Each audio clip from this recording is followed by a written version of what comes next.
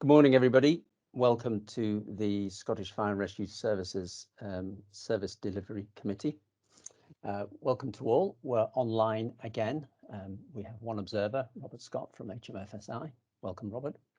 And as usual, the meeting is being recorded. I'll just say a couple of words about departing member Fiona Thorburn. Fiona sadly has left to go on to do other business within the Fire and Rescue Service in terms of other committees and things. So I would like to recognise very valued input over the last few years, and all the best in the new committee she's joining. Conversely, welcome to Angelina. Angelina joins us as a new board member. A new member of the Service Delivery Committee, brings a wealth of public sector experience to the meeting as well. So welcome, Angelina. The format for today's business is that we have a public meeting through till around 12:30. We'll take a short break at around 11:30 for a quick admin break, and then we'll finish the remainder of the meeting in private session through till 1 o'clock. From 1 o'clock, we'll take a brief break, and apologies for the short duration of that break, but looking to start again at 13:15 with a workshop led by Stuart and his team on fire safety enforcement. I'm just checking I've got all my notes that I made for this. That's great. Yes, so unless there's any particular questions around that, I'll carry on now with the agenda. Ali, could I have any apologies for absence, please?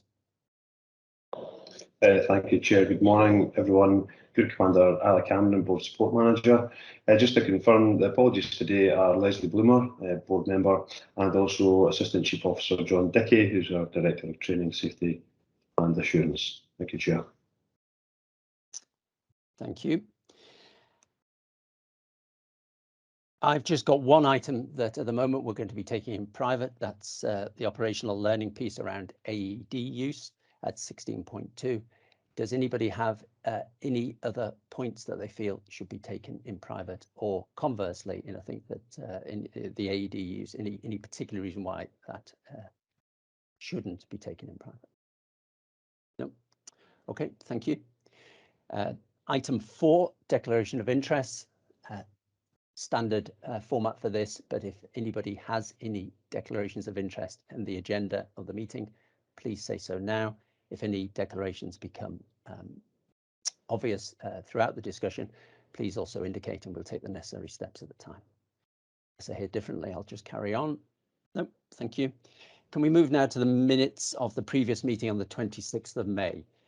You'll all have had copies of these, and don't intend to go through page by page. I'm going to start off by marking my own homework here, having already revised them once. And then I noticed that on page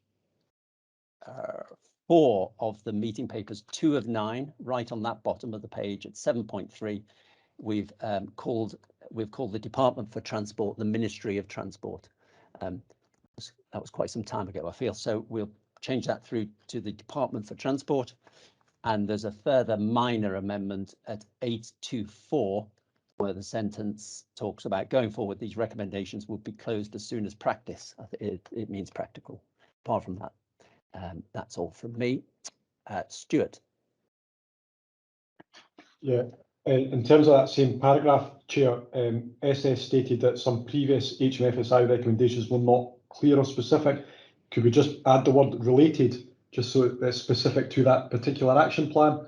I don't want to suggest that all previous recommendations were not. What? Could you just say that again, Stuart? There, sorry. Going forward, these SS stated that some of the previous related HMFSI recommendations. Oh, okay, that's fine. Yes. And on 10.1.2, SS provided an update to the committee on the, I think that should read the extent, not extend, so of any minor typo. Right. Does anybody else have any further comments about the previous the minutes? No. I'll make a note to myself to be more diligent. Thank you. Action log. Ali, could you take us through the action log, please? Thank you, Chair. So referring to page 12 of your pack, and the summary page details that we have 2 actions, both of which have been marked blue as completed. So just to confirm that the committee are content with the position statement updates and for these to be removed accordingly. Thank you. Lovely, thank you very much. Right, going through now on to item 7, service delivery update, and moving into the more substantial part of the meeting. Ross, can I hand over to you for your overview on this, please? Thanks, Chair. Morning and morning, committee and colleagues on the call. I'm Ross Haggart, the Deputy Chief Officer. You'll be familiar with this style of report now, committee, but just to highlight that the purpose of it is to provide the committee with an update on service delivery related matters since the previous meeting. For the purposes of the committee's role, service delivery should be taken to include the Service Delivery Directorate itself and also the Training, Safety and Assurance Directorate, and it's those directorates that have provided the updates for today's paper. The report covers the period from 11th of May to the 15th of August of this year, albeit some of the actions may predate this and indeed extend beyond that date as well, but that's the core period that this report is focusing on, and the committee is invited to scrutinise the detail provided within Appendix A of the report. I'm conscious of the committee's time, and I'm sure you'll want to get to some questioning around about this item and the other substantive items, but I'll just highlight a few things that I think are probably worth pointing out. First of all, in prevention and protection, over the period we have been working through our summer thematic plan, which has involved campaigns round about antisocial behaviour, fires in derelict buildings and wildfire prevention.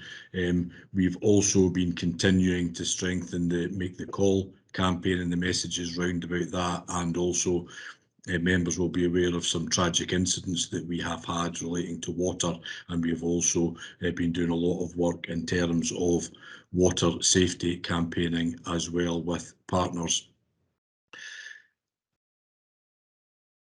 Pleasing to note as well, under the COVID recovery, that we're in the process of recruiting some additional staff into the prevention and protection team, both in terms of fire safety enforcement and community safety, and we'll hopefully have them within the organisation shortly so that they can continue to assist the existing teams in that regard. You'll be aware that the UFAS review consultation is ongoing, and that consultation, which opened on the 19th of July, closes on the 11th of October, at which point we'll obviously undertake a full evaluation of the consultation responses. As was asked at the last meeting, we have now included some business as usual contingency planning around about the 3 operations control, and that's included within the operations section of the report for members' information and scrutiny. And we've also got a session later on today regarding the operational strategy, and there's an overview of the strategy provided within the operations section as well. Continuing on, there's detail regarding our planning for COP26, which is clearly a significant event that's going to impact upon Scotland as a whole and the Scottish Fire and Rescue Service, and there's some detail provided regarding our planning for COP26. Moving on to the service delivery areas, members will be aware that we've undertaken a merger of Aberdeen City and Aberdeenshire and Moray local senior officer area, and that merger has gone very well and seems to be paying dividends as outlined within the report. We've also undertaken a similar merger of the North and South Lanarkshire LSO areas into a single Lanarkshire area going forward, and again that's work in progress in terms of harmonising all of the processes there. There's details of a significant incident that we attended at a clinical waste plant in Bells Hill earlier on during this reporting period, and there's probably also another couple of significant incidents that we've attended that we can also verbally advise you of as well, if the committee would like details of that, Chair. And finally, over the period, we've also provided some support to the Scottish Ambulance Service in terms of driving ambulances where they've been impacted, their staff availability has been impacted through COVID and other issues. Moving on to the training, safety and assurance section, under the operational training, we are continuing a rollout of e-hydraulic powered rescue equipment in order to de-risk the service from the traditional rescue equipment that we've got. The instructors' terms and conditions that have been harmonised went live on the 1st of July, and the training teams are working through the implementation of those standardised terms and conditions, which I think will make the delivery of training enhanced. And just to highlight as well, the fact that we do learn lessons from alternative ways of working throughout the COVID period. Incident command training is now being getting undertaken remotely, and there's some detail of some courses, ICA1 courses, that we've been able to deliver remotely, and they'll be mainstreamed into our training provision going forward. So those are the areas that I wanted to highlight, Chair. Clearly there's a lot of other information within the report, and between myself, Stuart and Richie, we'll try and answer any questions that the committee may have. Thank you very much, Ross, for that brief overview of what is an extremely comprehensive overview of the work that's been undertaken over the last 3 months. Just to put a little bit of context around this, this members, longer standing members, will be aware of the evolution of this report, and it's provided really to give us a good background as to the work the wide-ranging work that's gone on over the last 3 months.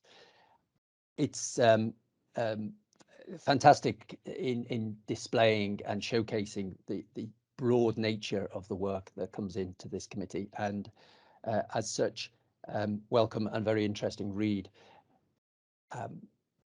Particularly interesting, I feel, are things like little narratives around Bells Hill and things like that, because that gives us a real sense of the complexity of some of those events that occur.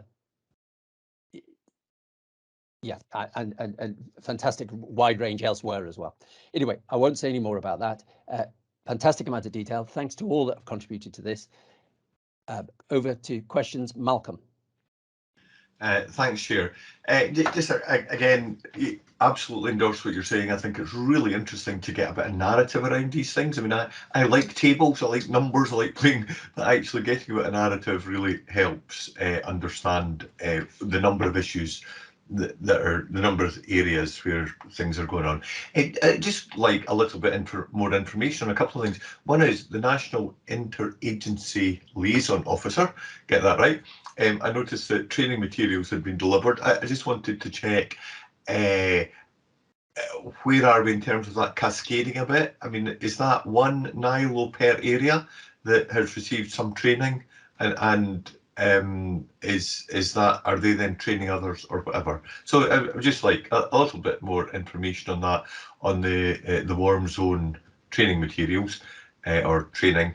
And another one, just a little bit below that, page 31 of the papers, driver training. I noticed that there's been some work on coordinating, aligning stuff with the police and so on. So again, I'd just be quite interested in what the issues or the questions were there, and that looks if it's going forward, which is great. Thank you.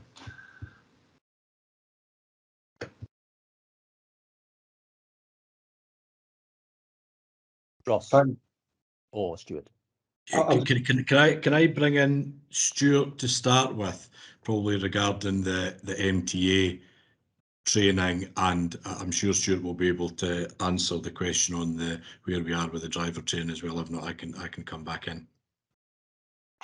perhaps defer the driver training one to Richie, Deb, if that's okay. In terms of the NILO question, so the NILOs, there's 36 NILOs across Scotland for flexi duty officers at station commander, group commander and area commander level. That training that's been rolled out as part of the rollout of the MTA process and the implementation of that. So those 36 individuals have been trained to be what are known as warm zone coordinators. That doesn't get cascaded beyond those, but it's a command role within the MTA response element, Malcolm.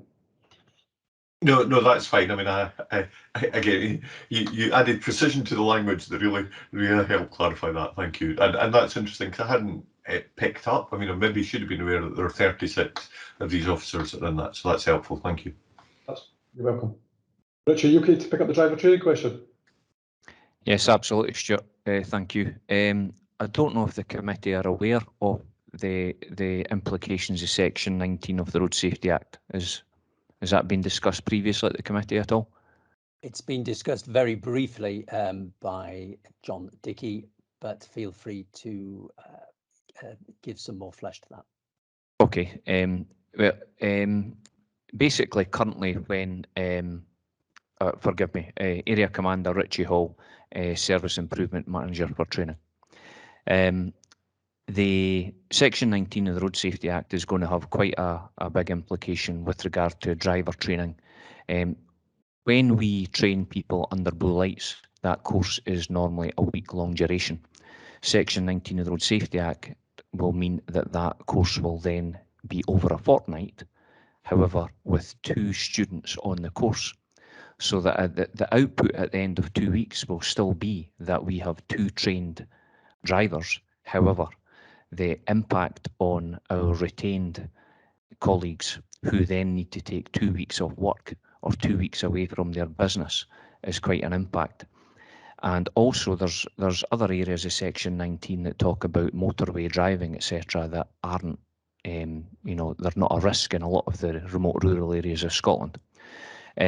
So to try and mitigate the impacts of Section 19 on what we deal with in Scotland, the Scottish Fire and Rescue Service have we've got together with Police Scotland to lobby the government to see if there's anything we can do in Scotland to reduce the impact of Section 19 on our driver training.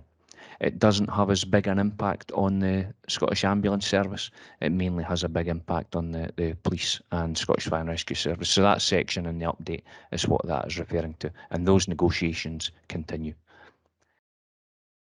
Happy to take any questions on that, Chair. No, Thank you. That was fine, Richie. Thank you very much. Angelina, then Tim. Thank you, Chair. Angelina Foster, board member and member of this committee. Firstly, just to echo comments about how useful this paper is, particularly as a new member. It was like a mini induction all on its own reading it, so thank you so much. My question relates to our preparations for COP26, where just at the top of page 10 of the report, page 23 of our overall pack, it indicates that the potential staffing models are still being worked on, which I have to say I was a bit surprised to see that at this relatively late stage. So grateful if you could perhaps say a little bit more about that, and in particular when we expect those staffing models to be more stable. Stuart. Thanks, Chair. And I realise now that I didn't introduce myself previously. So I'm Assistant Chief Officer Stuart Stevens, Director of Service Delivery. In terms of that staffing model question, Angelina, the issue that we're facing at the moment is we're not entirely sure around about what the event is going to look like in terms of, is it going to be a 24/7 event? Is there going to be key meetings on its particular times? Is there going to be meetings out with the event itself, high profile meetings between, now we know that the Queen's obviously attending. So in the absence of those, we're not entirely sure around about what delivery model that we need. So we have our business as usual model, that will be in place, but we have multiple other specialist resources and appliances available during the event. We're waiting for Scottish Government and the COP unit through the Home Office to confirm the to all intents and purposes, the itinerary for the event, which will allow us to then staff those specialist skills and additional appliances up. So we have done a lot of work in the background around about scenario planning. We have in excess of 1,000 volunteers to carry out additional duties over COP26. So we've got the staff available and we've got some models available. We just need the detail from the government at the moment. And at the COP26 project board, which I chair, took place on Monday, which Scottish Government attend, we pushed quite heavily for that information to come forward. But in the absence of that, we can't 100% clarify the staffing model. Chair, may I just sneak in a follow-up then? So just to check my interpretation of that answer, Stuart, is it, can I be assured then that it's not that there are intrinsic challenges here that we're wrestling with, it is that the actual demand requirements have gaps in them? Absolutely. That's correct. So that's grand. That is absolutely. very, very reassuring explanation. Thank you for that. Thank you. No, thank you, Stuart. And Tim. Thank you, Chair. Tim Wright, member of the board. I'll echo the comments of previous contributions about the evolution of the report. It gets better, and I welcome the sort of breadth of commentary that we get now. It really does put things in context. I've got just one observation and one question, which is a bit of a pedant's question. You'll not be surprised. The observation is on command and control and the monitoring of critical faults. I'm just observing that the Edinburgh Centre seems to have an upward trend, where both of the other centres have either stable or downward trends. I'm sure it's a highly technical thing, and I'm not necessarily expecting colleagues on the call to be able to answer it in depth, but I'm just wondering why it is that Edinburgh might have that sort of upward trajectory, whereas the others seem to be much more stable, which is a bit more reassuring. So that's merely an observation. My question is another tech-oriented one, I'm afraid, I'm sorry to say. It's a question around the document conversion project. I was interested to see that there's so page 22 of the pack, there's commentary about the GTAC tablets, some issues, ongoing issues with access and compatibility. Now, the GTAC tablets are relatively new bits of kit, as I understand it, and I'm just interested on whether there is something fundamental with the GTAC tablets that makes them less compatible with what appears to be a relatively straightforward piece of integration in terms of the document conversion project. I wouldn't imagine that we were asking them to perform something that was out of the ordinary. So I'm just looking for a little bit of reassurance that the purchase that we've made of the GTAC tablets that they are fit for purpose, and there's nothing that's going to be an enduring problem for us. Thank you, Tim. Stuart, you're probably best placed for that. Yeah, hopefully. So in terms of the GTAC question, there's not an issue with the tablets themselves, Tim. As the and I'm not going to go into the technical detail of it because I'm not 100% sure of it myself, but it's the conversion of the documentation onto the GTAC tablets and the work that needs to be done by ICT to make that happen. Now, I believe that is progressing well. There has been some challenges with that, but it is progressing. I'm probably at the limits of my competence in terms of the technical element to that, Tim, but I can assure you it's not an issue with the tablets themselves. Could I just maybe pick up your point in terms of the command control system? I think what you've hit on there is a real good example around about why we need to standardise the control rooms and equipment within them. So the age of the control room equipment varies across the 3 control rooms, as does the type of the equipment. So what you've identified is Edinburgh have more antiquated hardware that is becoming problematic and hard to replace, and clearly that's leading to more faults within EOC. But it is really positive to note that the trends for the other control rooms is certainly stabilised, and in some cases is now beginning to decrease in terms of faults. So hopefully that answered that question as well.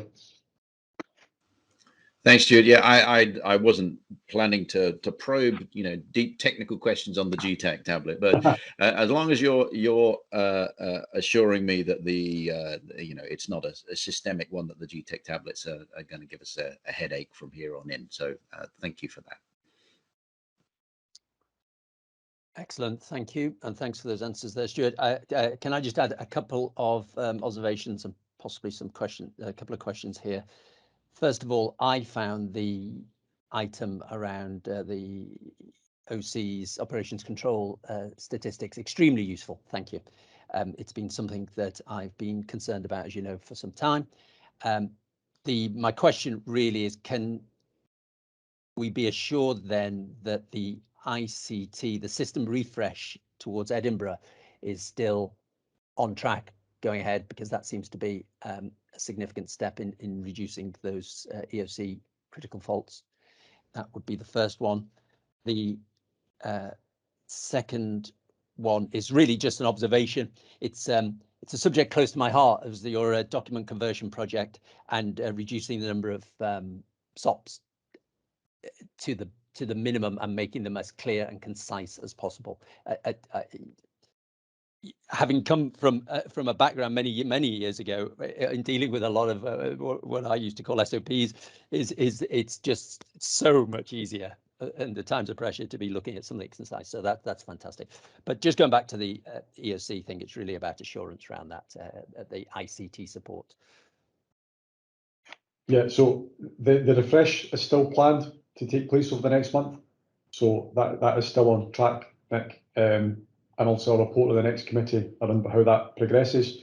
But the intent is obviously to get it in well ahead of COP26 and indeed bonfire period. And as you recall from last year, bonfire period was particularly challenging from a technical point of view within Edinburgh Control Room, where I located myself that night as well. So I saw it firsthand, and it was hardware failures that we're having across the night. So clearly we want to get that in place before bonfire now. And can I maybe just pick up on the point on the document conversion project? I'm glad that you're noting the progress in this. I'm really pleased with the progress that's taken place. It's come up in various audits, HMI reports, operational assurance processes, etc., around about the challenges with the SOPs and all the kind of ancillary detail that goes alongside them. Not very intuitive or user-friendly is probably the best description. And perhaps, apologies, I've said this before, but the Health and Safety Executive were approached to provide a view around about the process we're putting in place for this. And they were very, very complimentary around about what we're trying to do here. Indeed, say that it's not something they've seen across the rest of the UK. So hopefully we're going to be leading the way in terms of this project and making it better for the end user. So thanks.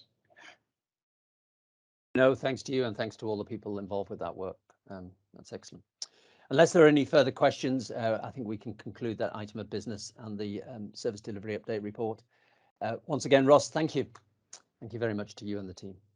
Can we move now to item 8, service delivery performance reporting, and back to you, Stuart. Thank you.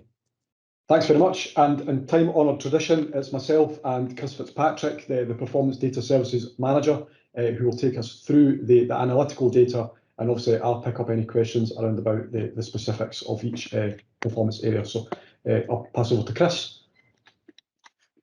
Thanks, Stuart, and thanks, Chair. Good morning, committee and guests. I'm Chris Fitzpatrick, Business Intelligence Data Services Manager, presenting the quarterly performance report for Q1. So, as usual with the summary, I'll cover the salient points presented in this quarter's report. Start by acknowledging the report has quite a different look and feel, and I think that's something that the Chair wishes to pick up at the end. With the change in format, I'll present the indicators as to how they're aligned with the performance questions, objectives and outcomes that are laid out in Appendix 5 of the Performance Management Framework. I won't go into each and every indicator, but both ACO Steams and myself are happy to take any questions on the report thereafter. So moving on to page 2 of the report. The home fire safety visits were one of the most significant areas of engagement that was affected from the beginning of the pandemic. Numbers in all 5 quarters since have been reduced from previous years. I should mention that the figures drawn from the system at the point that the report was generated were inaccurate. Home fire safety visits conducted during Q1 were not 15,653. Instead, that should read as 8,887. Now that's as at 3 PM yesterday afternoon. Visits to high-risk rated premises were not 8,224, but instead... Apologies for interrupting, Chris. Would you mind, because that was a critical bit of information you just gave there, and I have to say I was turning the page at the time. Could you just say what you just said there again, please, about the figures that weren't accurate on the home fire safety visits? Certainly, certainly. Yes, so the Q1 figure reported for home fire safety visits is shown as 15,653. This should in fact read as 8,887 as at 3 p.m. yesterday afternoon. Visits to high-risk rated premises were not 8,224, but instead it should read as 4,680. Now, as mentioned previously, that the period from the end of March 2020 has been, and it will continue to be, something that affects the management of home fire safety visits. So as long as the pre-pandemic societal conditions remain out of reach for us, it'll affect how many visits we're able to conduct. But the key thing on the figures that I have just mentioned, the correct figures, is it's still absolute progress that is visible from the comparison of the first quarter of last year. Now, just to explain, in relation to the error contained within the report, my team are quite heavily involved in migrating across to a new reporting process. Now, at this point, this appears to have impacted our back-end systems as to how we connect with the CSET system, the home fire safety visit data, and unfortunately was only identified late on yesterday afternoon. I have been in a position to make sure that the altered figure, it's been spotted, obviously, it's been checked, and we can confirm it's accurate from this point. Any affected reports across the service for this quarter, we're currently in the process of notifying other committees and making sure that those reports are corrected. So moving on to accidental fires, were marginally higher than last year, and based on the 3-year average, they're on a par with the previous 3-year average. I understand that there's been a decision to move the low and medium accidental dwelling fire severity indicators back to strategic outcome 2 under effective response along with the high risk fires. But at this point, based on the format of the report, I'll comment on low, medium and high risk fires at this stage. So overall, accidental dwelling fires were down for the first quarter, which continues a pattern that we've been seeing since 2015-16. All 4 quarters across the year are pretty much showing year-on-year reductions since that time. Low severity fires show the most significant reduction. They're down by almost 10% in last year. However, the reduction appears to have been partly accountable for a slight increase in the medium severity fires. The target for medium severity fires of reducing their occurrence by 3% against the 3-year average was still achieved. High severity fires have not changed over the last 3 quarters. They remain stable, but marginally above their target. Non-domestic fires continue to meet their target of a reduction against the 3-year average. Incidents for the quarter are the highest since the beginning of the pandemic, but again, still follows a downward trend that's evident across the lifespan of Scottish Fire Service. UFAS incidents. UFAS did increase against the previous first quarter, but we did expect this with non-domestic type premises becoming more accessible than previously allowed. The positive decline is seen in the comparison of the 3-year average, where incidents are down by almost 7%. One point to note is the City of Edinburgh generally is the second highest rate of UFAS in the country, and here we've only seen an increase of 90 incidents from the previous first quarter. That's down 400 incidents on the previous quarter to that in 2019-20. Moving on to page 3 of the report. Fire fatalities have always been the most volatile of indicators because they're impacted by so many social and economic factors. The figure of 13 contained in the report has been revised since the report was generated after we carried out our quality assurance process with the fire investigation team.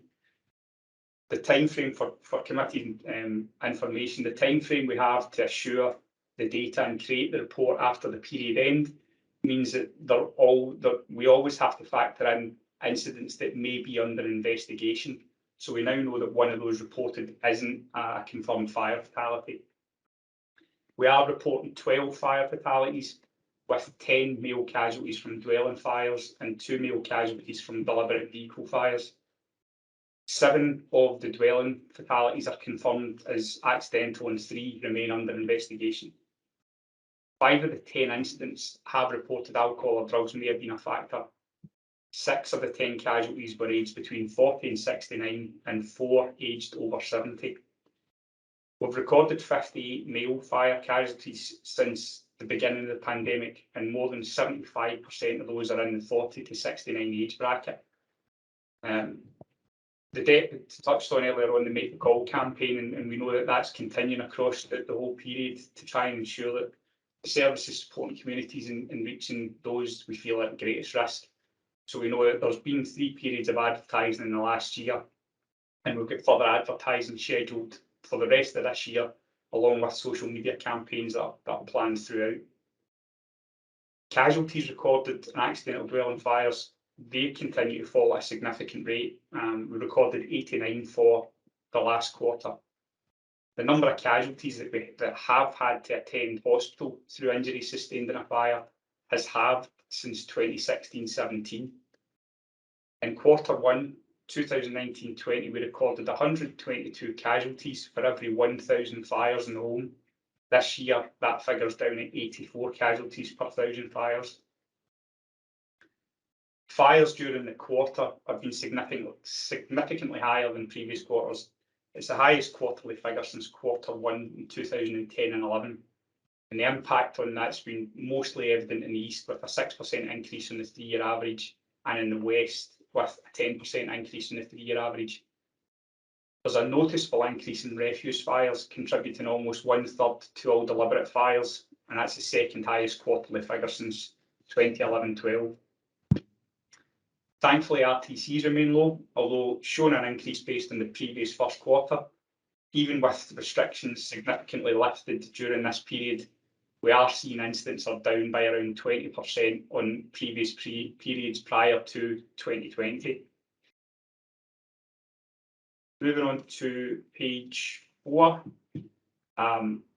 Q1 hold time availabilities continue to be maintained at above 98%. However, the retained availability fell to 81%. This figure is more reflective of pre-pandemic performance, whereby people available for retained duties during the pandemic are beginning to return to their primary source of employment, lowering the availability rate. It's primarily daytime cover that we're seeing affected, and nighttime cover is not dissimilar to that throughout the pandemic. Call handling median times increased by around 6 seconds in the north, and east and west service delivery areas remain unchanged. All incidents reported during Q1 were 16% higher than in the first quarter in 2020-21. We know that circumstances surrounding the pandemic led to a significant reduction in activity at that time, so the figure for this year are more reflective of previous years. Considering the current 3-year average against the previous 3-year average, there's been less than a 1% increase. UFAS incidents remain the single biggest incident category for required attendance, but during this quarter we've seen outdoor fires and refuse fires rise above good intent false alarms and false alarms in dwellings. And the final page, page 5, since 2013-14, we have seen increases in the number of special service incidents that we attend. When the pandemic occurred, it was the first period where our ability to support partners in dealing with community risk had been affected. So quarters 1, 3 and 4 last year were below the recent norm for services attended at non-fire incidents. However, Q1 this year is the highest first quarter rate of attendance on record. Both affecting entry, exit and assist other agencies are 2 of 20 special service incident categories that we record. Typically, they account for between 1/4 and 1/3 of all special services attended. On the basis, the pattern we've seen for overall special service activity does tend to stem from here. So quarters 1, 3 and 4 last year were lower due to the restrictions affecting regular operation. But Q1 this year has been the highest number of assist other agencies and the second highest affecting entry-exit numbers on our records. And lastly, response times presented slight variances across the service delivery areas, but median response for the service as a whole is just above 8 minutes. median response has increased by 5 seconds on the last quarter and 10 seconds on the previous first quarter. And that's all from me. Any questions? No, thank you. Thank you, Chris. Thank you very much for that look through this new format report. Interested to know what committee members feel about the new report. I won't lead your thoughts. And happy to take questions. Tim. Thank you, Chair. Chris, I shall say straight away, I quite liked the new format. I thought it was good. There were some good indicators in there that made it easy for me to pick up on points. I'm not going to ask anything specific about the data. I'm sure the other colleagues will do that, but I actually want to ask you. I was going to ask a question about home fire safety visits, but given your caveating of those stats, I wanted to just ask a more generic question about reporting, if you'll forgive me, Chair, and it's really about the issue that you described, Chris, in terms of the mechanisms of gathering the data that you use. It begs two questions for me. One is, does it have implications for historic data that we're presented with? And also, I suppose that there's also the issue of making sure that this report is appropriately updated so it becomes a record that is accurate and reflects the accurate data. But also, it's really a case of how problematic is it for you to gather some of this data? Some of this data is absolutely key stuff for us. It's really important that we get it and it's presented well. And I just wonder how difficult it is for you to collect from some of these historic systems and how what we can do about that, what you can do about that, what the service can do about that, and how it informs our procurement for some of these line of business applications that we're looking to replace over the next coming months. Now, and I appreciate the procurement issue is not one for you, but in a joined up organization, I would hope that your needs and thoughts are incorporated into that procurement process. So can you both comment on the issues that you face with collecting the data, but also reassure me about what we might encounter for future systems, and that they are properly consulting you to make sure they meet your needs so that you can meet our needs? Sure, no problem. In relation to your first point about any concerns around the historical data, can I assure you at this point that's what we're looking into and what we're fixing. It was late on last night that was identified. I don't envisage that there is a problem with anything that's been reported historically. It literally was because we were switching over systems from previously an Access solution into a SQL Server solution that feeds our reporting. So it was bad timing, if I'm being honest. But fortunately, I speak with ACO Stevens ahead of this meeting just to make sure that we're clear on what we're doing. And when I was reviewing the report last night, I happened to spot that the figure had been altered. Now, I think we've found the solution to that, and I have members of my team addressing that just now in meetings with board support later on today to rectify any other impacted reports. In terms of the systems access, you're right. I mean, it's historically it has been an issue for us pulling together information from legacy solutions, but it's very much been a key part of the business intelligence strategy that Head of Function Richard Wetton and myself published through the service earlier this year. And we know that the support is there from senior management and board, that what's been promoted within that strategy is the way forward for us, which indicates that my team need to have access to information across the service, and we need to be used to help check the validity of that information and assure that information and make sure that all of the systems we have access to provide the evidence that the decision makers in the service require in a single format. So we're constantly, it's something that Richard and I are constantly engaged with stakeholders across the service, ICT colleagues, and enabling us to have that access. But as I'm sure you can understand, it's not a straightforward process. We're also included and involved in discussions for future systems, and that's something again that, Richard, I don't know if it's appropriate to ask yourself to comment further, but you've been involved in some of the engagement with other systems. Yeah, are you happy for me to come in, Chair? Yes, good morning, everyone. It's Richard Wetton here, Head of Governance, Strategy and Performance. So just in terms of that question, Tim, it is a key part of the BI strategy, as Chris mentioned. Not a new issue, which I'm sure you'll be aware, which is why you've raised it, but certainly something we're keenly aware of. So in terms of moving over to new systems such as Power BI, which the new format report gives you a demonstration of that, or what that will look like. Within those discussions, there is the piece that runs alongside that, which is around data discovery and data architecture, which we are talking to ICT colleagues on a regular basis. And indeed, part of the project of Power BI has been about identifying the pipelines for different data sets into that system, so we can do just that. And we've got those mapped out. I had a project meeting on that this week, where that particular issue took up most of the conversation.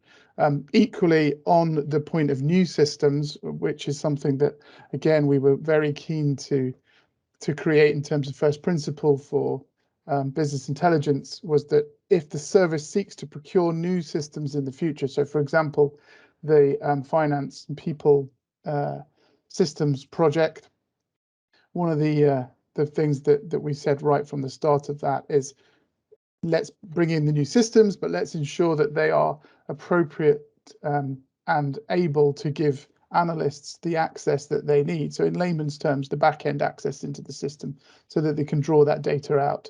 And that might sound like, is that not a given for procurement of these systems? It isn't.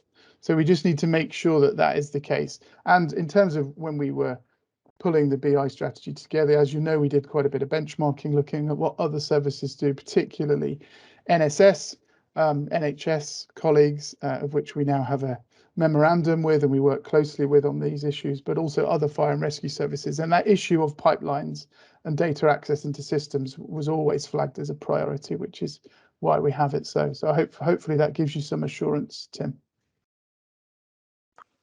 Thank you, Richard and Chris. Both. I'm pleased that the BI strategy is useful in giving you a bit more leverage in this, Richard. I think that was the intention of it, and I accept what you say, that access to these data isn't always a given. But if we have some, you have some tools in at your disposal that will help leverage the importance of that, then that's good to hear. So thank you for your assurance around those things. Thank you. Malcolm.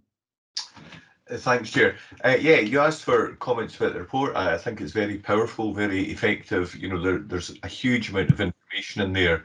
And again, I like both the numbers and the bit of text, because sometimes the numbers stick out and the wording helps you understand that. A couple of questions and points. One is, when we're looking at the home fire safety visits, I noticed the one for vulnerable groups is red, and that's explained in the text that it's partly because the rolling average, it obviously includes things that are affected by COVID. So that's great. My question around that is just, are there things that are affected by COVID? I mean, measures like a rolling average, that COVID effect, in a sense, is going to be with us for 2 or 3 years. So do we have to adjust the measures or whatever? Is there anything we need to do there just to help with that? I felt reading through it, I didn't think so, because I think on cases like that you highlighted it in the text, but it's just a thought, keeping a kind of watching brief on that. Is there something we need to do to note that some of these, there might be anomalies in them? On a practical note, I mean, I think things like, I wonder if on the final page where you do the you know, the terminology, what it means. I wonder if you should just put in a mention that averages are generally 3-year rolling averages or something like that. I'm not sure that's mentioned, and maybe I don't know if there's any other information that's needed there that just saves you putting it in every time, if it's kind of in the appendix. And finally, a kind of practical point. I noticed you've got the number of accidental dwelling fires broken down severity categories, and you have low and medium. I don't actually see the one for high there. Maybe I've missed it, and I appreciate the fatalities and things are there later on. Is there one for high that we look at, and is that one that'd be useful to be there?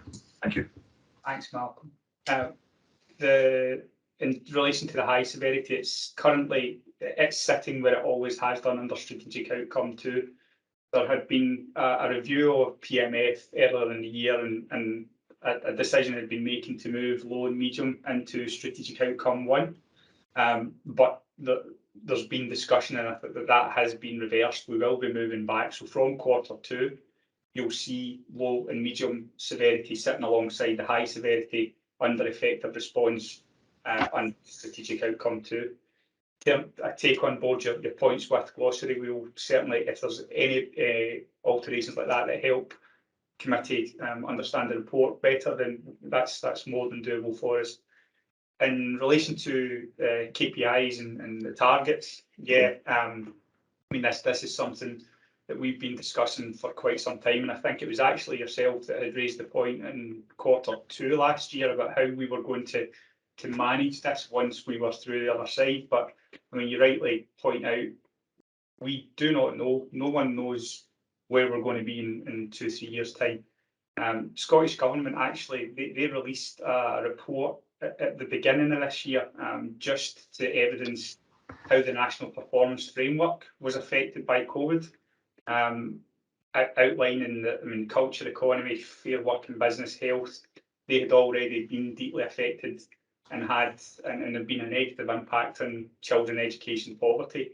The picture for communities, environment, international, and I think the other one was human rights, they still remain mixed. I mean, they've been impacted in both positive and negative ways. So the depth and longevity of those impacts are not something that we know at this stage, but we did foresee this being something that would be discussed in this forum.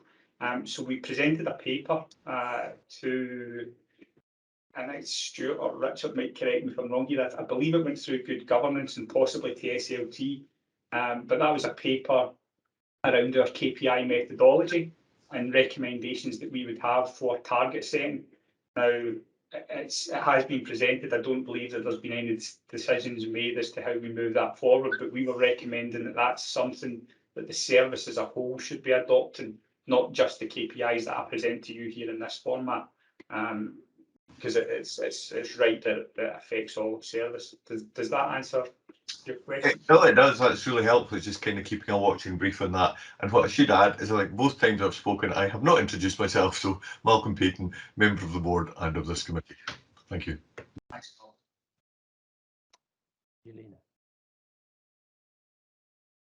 Thank you, Chair. My question relates to our call handling times. But to be clear, in making this inquiry, I'm by no means necessarily asking for more detail to come to this committee, because I think the median is probably the right measure for this committee. However, as I'm sure we all know, a median can hide a multitude of other stuff. So my question relates to the management inquiry that perhaps is undertaken separately from reporting to this committee into specifically the outlier times. So, for example, do we have an upper threshold, a clear agreed one beyond which it's considered an outlier? And do we then have a system of inquiry, understanding, learning, whatever, from those outliers? Or just, you know, what level of management deeper inquiry happens behind the median that we get? So I would say that because we do not have those tolerances put in place, it's one of the reasons that we report the median value. But it's something that we would look to do in part of our review of the KPI methodology as a whole. And we've had recent conversations, again, myself and Head of Function Richard Wetton, looking at data standards and how we report and manage our data as a whole. That's something that will be upcoming. But as things stand, no, we are not doing anything. We're taking all of the information that comes from the 3 controls and we're reporting the median value for those call handling times. Okay, I might then just offer the thought that there may be some useful learning into that slightly deeper inquiry. Sure. Yeah. Interesting question, Angelina. Very much. I'll just bring Richard in, and then Stuart, if you want to. I know you've taken your hand down. Well, just on that data issue in terms of that investigation and awareness of those outliers, as you say, Angelina, we can see them within the data, and we can see them in terms of times taken to attend certain incidents. One of the solutions that we're working on at the moment for service delivery is a dashboard solution, which will allow, pretty much for the first time, as live as we can make it, dashboard to be available to commanders across the country with mapping solutions, which we've showcased at all the 3 operational management meetings, as well as ACO Stuart Stevens' management team, which will give the individual commander the opportunity not only to see the collection of incidents occurring over time in any given location and the type of incidents and be able to filter those. They will also be able to, the solution provides color coding to those outliers. So, for example, if you've got something that's way out, that's taken much longer to get to, there is a clear color and size change of that incident. So it draws the commander's view to the incident, and simply by resting on the incident point, they get a full breakdown of the detail immediately in front of them, which allows them to investigate further. What I will say, and probably Stuart would comment better than I, is that I'm pretty sure that operational commanders will be aware of these things anyway, just as a matter of course. But the solution that we're working on now will provide that for them at their fingertips, as it were, which has not really been available before. Could I perhaps just add from a very kind of practical sense in terms of monitoring call handling times? Angelina, it's monitored closely with an operations control and their performance indicators aligned to OC, and the head of OC obviously monitors those eyes to eye, and the head of operations. And if there's any outliers, that they are investigated to find out what the causation factors for those are. And it may be, and we're talking a matter of seconds. Any ones that are protracted in terms of call handling times is usually because we're in spate conditions, and we have a number of calls. So wide area flooding and the North incidents that took place last August is a prime example of that. So, but we do monitor that and obviously address that. It's also part of the performance manager for individual control operators within the control rooms as well. So it's monitored as part of their ongoing appraisals and things like that as well. Really helpful to know. Thank you. No, thank you, and learning for me there as well. Thank you. Tim. Yeah, apologies, Chair. I don't want to make this a protracted one, but it's just a question for Richard, a clarification point for me. The mapping solution that you were describing there, has that emerged from the work that's been done in the data normalization for the CRIM? You're on mute, Richard. Chris might want to comment on the data aspect.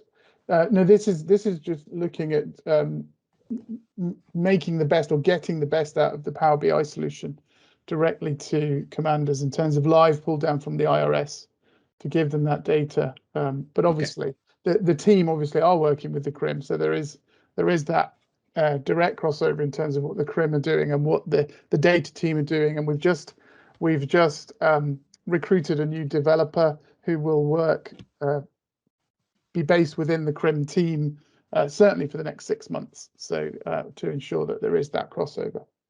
That's great. Thank you for that. I mean, I suppose the overarching comment is that we just do seem to be getting better at our data use, and that's very encouraging. So good to see.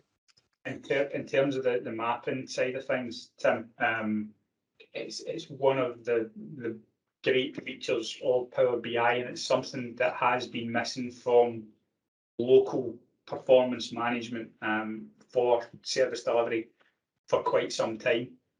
So the ability to actually look at where everything is happening has not been there, and the service adopted Office 365 some years ago, and it's proven advantageous throughout this pandemic and how we communicate and are able to share information.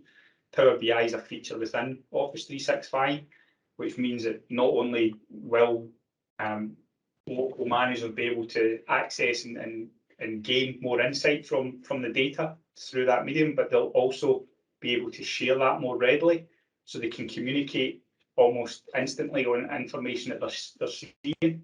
And with the mapping, we've never been able to, we can go down to street level and actually have the visual of the surroundings to be able to look at premises type. So even we were talking earlier about the assurance of data, a lot of the problems that we have in trying to identify building heights, for example, we can actually do that, assuring our data. We can look at high-rise incidents and ensure that the information related to floors and buildings, etc., and that type of thing is accurate. So it's going to be a substantial change for us, and one that I hope we get the opportunity to share with you. Marvellous. A Microsoft positive. Who knew? Oh, well, very good. Moving forward, Richard, do you want to conclude this fairly briefly before I then just say a few words, and we'll move on to the next subject? Yes, thank you, Chair. Just to give the committee further assurance, we are actively engaged with a number of other fire and rescue services across the UK around Power BI development. Yesterday, Chris and I met with members of my old analytical team at Police Scotland, who are in a very similar place in terms of their development of solutions, and we've agreed to share both our template designs and our solutions between us.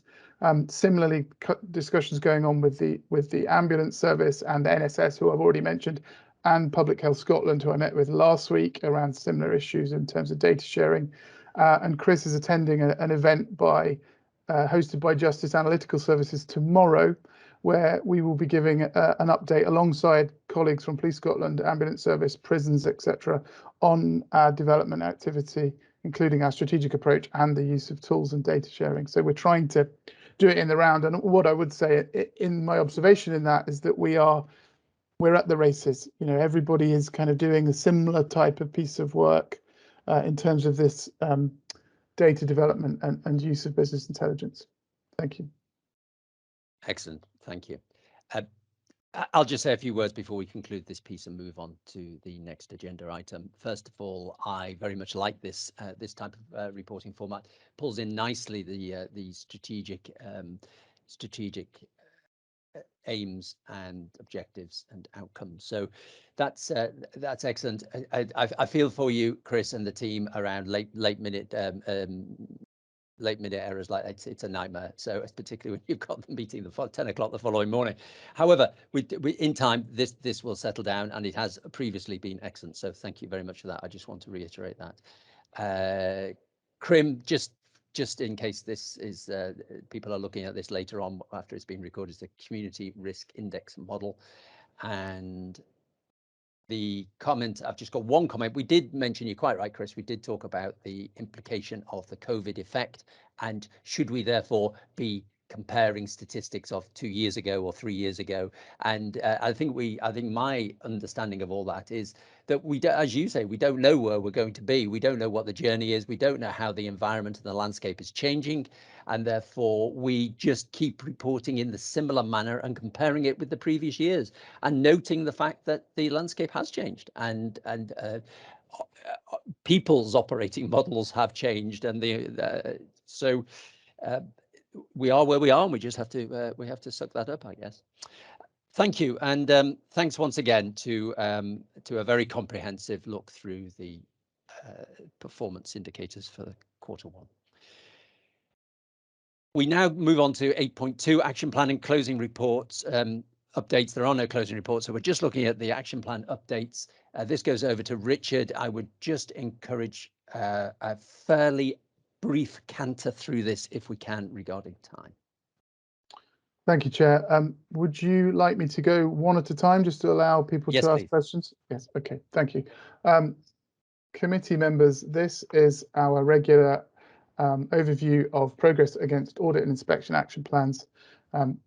For your information, this is scrutinised at the Senior Management Board, chaired by the Deputy Chief Fire Officer, and we go through this on a regular basis. It's a standing item at that meeting, and the outcome of what you've seen has been scrutinised by the Senior Management Board. So the first one, we've got 6 to go through, Chair. As you say, I'll try to be brief. You'll have seen the report. The first one is the Fire Safety Enforcement Plan. Many of the actions have already been agreed, and 2 further actions completed in this period. We've got a remaining action, but confident that that should be completed, as well as 2 deferred actions within the timescale. That should be completed within the timescale. And we've got 2 which are deferred. As you can see, the completion is anticipated at around 90% for this action plan. Thank you, Chair. You'll also note, colleagues, we've continued to add further detail in the appendices around, we've had conversations in this meeting, but also at SMB about trying to give us as sufficient detail as we can. Lovely, thank you. Excuse me, sorry. Oh gosh, just let me cough. Apologies, it was 99% for that one, not 90%. Thank you for filling in for me. Okay, so just a reminder to committee members here. I just want to reiterate what Richard's just said there. We are purely noting and scrutinising. This isn't a decision-making process. We've had quite an iteration of that through this committee over the previous few meetings. So really, we are noting. So fire safety enforcement. Does anybody have any questions around the action plan presented for the fire safety enforcement? No, thank you. I'm content that the committee has noted that. Thank you, Richard. Thank you, Nick. Thank you, committee. The next one is the Local Area Inspections National Recommendation Plan. Again, just for awareness, this is where particular recommendations picked up within local inspections have a national implication, and we have a national plan to look at those. Of the 7 actions, 5 have been previously completed and 2 were live during the reporting period. Those have now been completed. We see this as 100% complete, and we'll be expecting a formal closing report to come to the next Senior Management Board, and then on to the committee, although I note there's an error in the date there. July 21. Anyway, we're saying that one's complete, Chair. Thank you. Apologies, I'm just flicking between the pages and I have to wear my special magnifying glasses to read some of this, but all excellent work. Committee members, anything further to add? No, look forward to a closing report then for the next meeting. Just moving on now to the Fleet and Equipment Action Plan. Thank you. Sorry, Chair, there was a D&G one there, D&G inspection. That's also complete. Apologies, I thought you were doing both at once, sorry. Okay, no, that one's complete as well. And then on to the Fleet and Equipment Plan. We are noting this one as amber, just in terms of some slippage, 93% complete. There are 2 remaining actions, and what we're advising is that there are review dates, new dates that have been requested for those. That's in Appendix D. Malcolm? Just a brief technical point on that. In the covering report at 322, it says STC are asked to note and approve the following. I think from what we're saying, we are basically just noting it. So really just to make sure we get the wording of that right and we don't add to confusion. Thank you, Malcolm. That's fine, thank you. Is there any comment that anybody would perhaps service colleagues would like to make about any recruitment for any of the drivers? So this is on, my apologies, I probably dumped you in it there a little bit. It's the second action that's outstanding, amber, on the Fleet and Equipment Action Plan progress around the recruitment of drivers, and has there been any significant delay there that we can look to close this down quickly? if I can come in there, Chair, there's no significant delay to that. It's been mentioned at the full board before, I think probably at strategy days, in relation to the business cases that we've approved this year. And there's quite a lot of coordinated recruitment activity ongoing to support those business cases, and this was one of the business cases that was successful. So the recruitment process is ongoing, and there's nothing that I'm aware of that would suggest that the revised due date of December is not going to be achieved. No, that's great. Thank you. Tim? Very quick one, Chair, on Action 21 on fleet Wi-Fi being installed. I know I've asked it before because I'm bemused why installing Wi-Fi is so tricky, but it's meant to be done by the end of August and it is September. So I just wondered if it's been done. So it was discussed at the last SMB. ICT gave assurances that they would get that done as soon as possible, noted that there was a slip. But we were given assurances that it was being done. I can check that whether it was completed by yesterday, and I can report that by email if you like, Chair. Yes, please. Thank you. Thank you. Back to you, Richard, for the ORI. Thank you, Chair. Yes, operational risk information. Again, majority of actions complete, as you can see. Progress against this is limited in terms of the further recommendations contained. This is related to the UK-wide Emergency Services Mobile Communications Programme, as most of us will be aware. This is an ongoing UK-wide large project, shall we say, and we're still awaiting some movement on that. However, in recent conversations that we've had at SMB, we note that there has finally been progress from the Home Office on this. So we now actually have movement on the overall project, but those things still are outstanding, and that's why there is a red against the original target date. There's some wide-ranging implications from this Yeah. External work. Committee members, any further questions about the ORA action plan progress? Good, thank you. Where are we up to then? COVID-19 update, please. Yes, thank you, Chair. So this plan contains 17 actions to address the 15 recommendations made in the report. To date, we have completed 9. We've got 9 actions progressing steadily, all retain a green status at this point. No issues as far as we can see, and the overall status remains green and noted at 75% complete.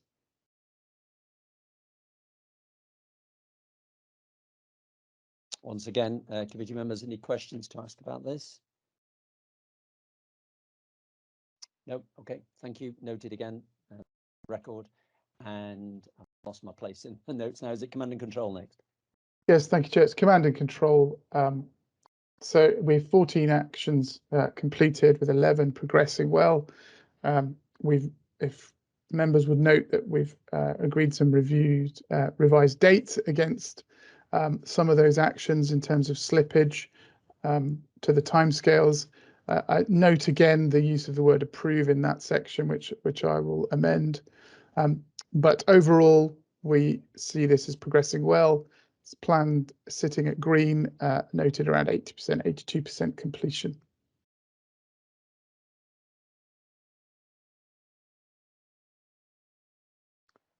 Apologies, juggling too many pieces of paper. Okay, any further points on that as well? That made interesting reading as well. Fantastic. No, okay, thank you. And thank you for talking us through that, Richard. That was a nice structured way to go through that. And thanks for all the work that's gone into all the action plans for that. Okay, thanks, Chair. Change of glasses. Thank you. Takes us to item 8.3. Back to you, Stuart, for the unwanted fire alarm signal project. Thanks, Chair. And obviously, usually at this point, we provide an update report on the UFAS project, but clearly, as we're in the midst of the consultation, I'm just going to provide a verbal report at this stage. So as you'll be aware that the consultation is underway. It was launched on the 19th of July, and we've entered into a 12-week public consultation on the options for responding to automatic fire alarms. And as of the 30th of August, we are now midway through that consultation. The consultation team are in the process of conducting a midpoint review and will assess the progress against our consultation and communication plan and consider any further actions that are needed. This is also helping to identify any emerging themes and trends based on the consultation responses, and to provide an example of that, there's been a number of questions around about our current COVID response to automatic fire alarms, and why that's not been featured as an option within the consultation. So I've recorded a number of videos for social media and other outlets that clarify that point. So as I say, the consultation team are identifying those and we're addressing them as soon as we can. In the meantime, I can report that at this point we've received 321 responses. I'm mindful that Marisha is on the call, and I think this represents a really good response so far, particularly in comparison to previous consultation reports. So as I say, we're only at the midpoint. The responses have mainly been through from staff and members of the public, with whole time and support staff making up 40% of the responses so far, and members of the public 37%. So clearly we've not had too much response from other agencies and organisations at this point. Really reassuring that 3/4 of the respondents either agree or strongly agree with the UFAS as a problem and it needs to be addressed, with 18% believing that UFAS isn't a problem within Scotland. Over half, 57% of respondents believe that we should stop sending fire appliances to automatic fire alarms unless it is for a confirmed fire. However, 38% oppose this view. So in terms of the actual three options, they're ranked as follows as things stand. So option A is ranked first, and that's 66% of responses. Option B is second, which is 21%, and option C is 13% at third place at the moment. As I say, as we're only midway through the consultation, we shouldn't read too much into these rankings at this point. Still quite a number of responses to come in, and as I say, particularly from organisations, but it does gauge the overall direction, and any needs to be considered, along with the suggestion of any alternative options that we've asked the respondents to put forward as part of the consultation survey will be considered. To date, the majority of those have indicated an alternative to the three options propose a blanket one pump response to AFAs. So that is the COVID response. And as I say, we've considered that feedback and produced some specific social media content to address that question directly. So as I say, consultation is on track for ending on the 11th of October, and the consultation outcomes will be reported to the Service Delivery Committee at its next meeting on the 24th of October, and we'll also plan to present at the strategy day for the wider board on the 25th of October, before the final business case gets prepared and comes forward on the 16th of December. So that's where we are with the UFAS consultation, and I'll pause to take any questions, or if Marisha wants to add any additional detail. Marisha? You don't need to, by the way. I'm not. If you do, speak now. I can, thanks, Chair. I'm Marisha Waters, I'm the Head of Communications and Engagement. Stuart's given obviously a very thorough update of where we are at this point. We have more or less completed our mid-consultation review, so we have identified a number of gaps, and what we'll do, just in terms of the responses where we're seeing a low response rate, apologies, my husband in the background. So what we will be doing is contacting, particularly we're aiming to target businesses with a new media release and social media, because we're keen that we encourage duty holders to participate. And we're going to do a midpoint reminder as well. So the email goes out to all our stakeholders again, and we will do that with 2 weeks to run to the consultation. We would expect at this point that we wouldn't have a full response, or we wouldn't be, you know, a lot of responses come in at the end of the process. So that's what we would expect to see. And we're hoping that if we give enough nudges between now and October the 11th, that we'll get a few more in. But it's a respectable response. We have had a number of local authorities come back to us, and third sector and other public sector bodies. And we will target the key stakeholders that we identified in our stakeholder mapping. The other issue that has cropped up as well is the not understanding understanding why the standard one pump COVID response isn't an option is around the actual legal responsibilities of duty holders. So we're going to do another piece of work just to clarify that for stakeholders. So that's really what we've got planned over the next 3 months. We meet weekly just to monitor the feedback and see if there are any other burning issues, but those seem to be the 2 main ones. But overall, I would say it's a good indication that we're going to get a fairly positive response from our stakeholders. So I don't know if you... There we go. The glossy brochure that was sent out was excellent. Board members, committee members, sorry, any comments to make? I mean, we've heard a lot about this over the period anyway, so it's great to get that update. There are no further questions. Well, thanks to you both. That'll take us now into operational learning, and I suggest we do at least 9.1, the clinical governance framework update. Over to you, Richie, I believe. Thank you, Chair.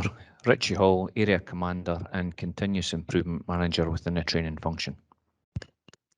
The purpose of this paper is to provide an update on the progress being made on the Scottish Fire and Rescue Service operational clinical governance framework being developed in conjunction with the Scottish Ambulance Service. The background is that this work began in February with the Scottish Ambulance Service reviewing our current casualty care training and equipment, and an initial report is due by the end of August. At this point, Chair, I'd like to highlight that I have received a draft copy of the initial report, and I'm meeting with the Scottish Ambulance Service tomorrow to discuss the content prior to that being published. Moving on to the main report, points 3.1, 3.2. As previously stated, the focus has been to review our immediate casualty assessment and treatment training package, which we refer to as ICAT. At the same time, we have been undertaking a consultation with fire crews to understand their experience of their ICAT training and how that relates to preparing them in the delivery of their duties. The review of ICAT was completed in 2 stages. Stage 1 involved a clinical governance manager and a clinical effectiveness lead, both from the Scottish Ambulance Service reviewing ICAT. In stage 2, that was handed over to a Scottish Ambulance Service clinical training officer, who reviewed the same content and provided comment from an educational and clinical practice perspective. This approach, using 2 stages and 3 reviewers, identified the same findings, which will inform the initial findings and recommendations of the report. Moving on to 3.5.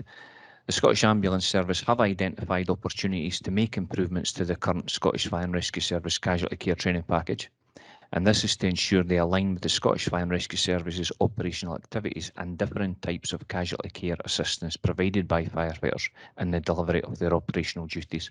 There has been a change in the types of casualty care that firefighters come across in the community due to our increased effect in entry, etc. So they've identified that there is a gap there. In 3.6, the Scottish Ambulance Service have also identified that there are areas of the training that are too in-depth, and this has also been reflected in some of the feedback we have received from the firefighter consultation.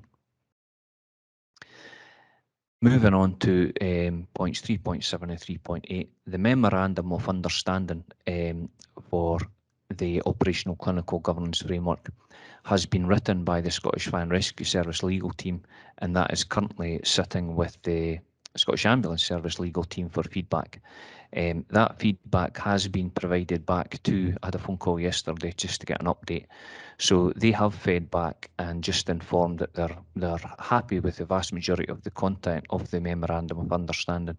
However, because it was written by our legal team, there's a section on values, and it's more reflective of the Scottish Fire and Rescue Service's values as opposed to the Scottish Ambulance Service. So they're just going to add a wee bit there about the Scottish Ambulance Service values, and pretty much that will be good to go through the governance route from that point onwards.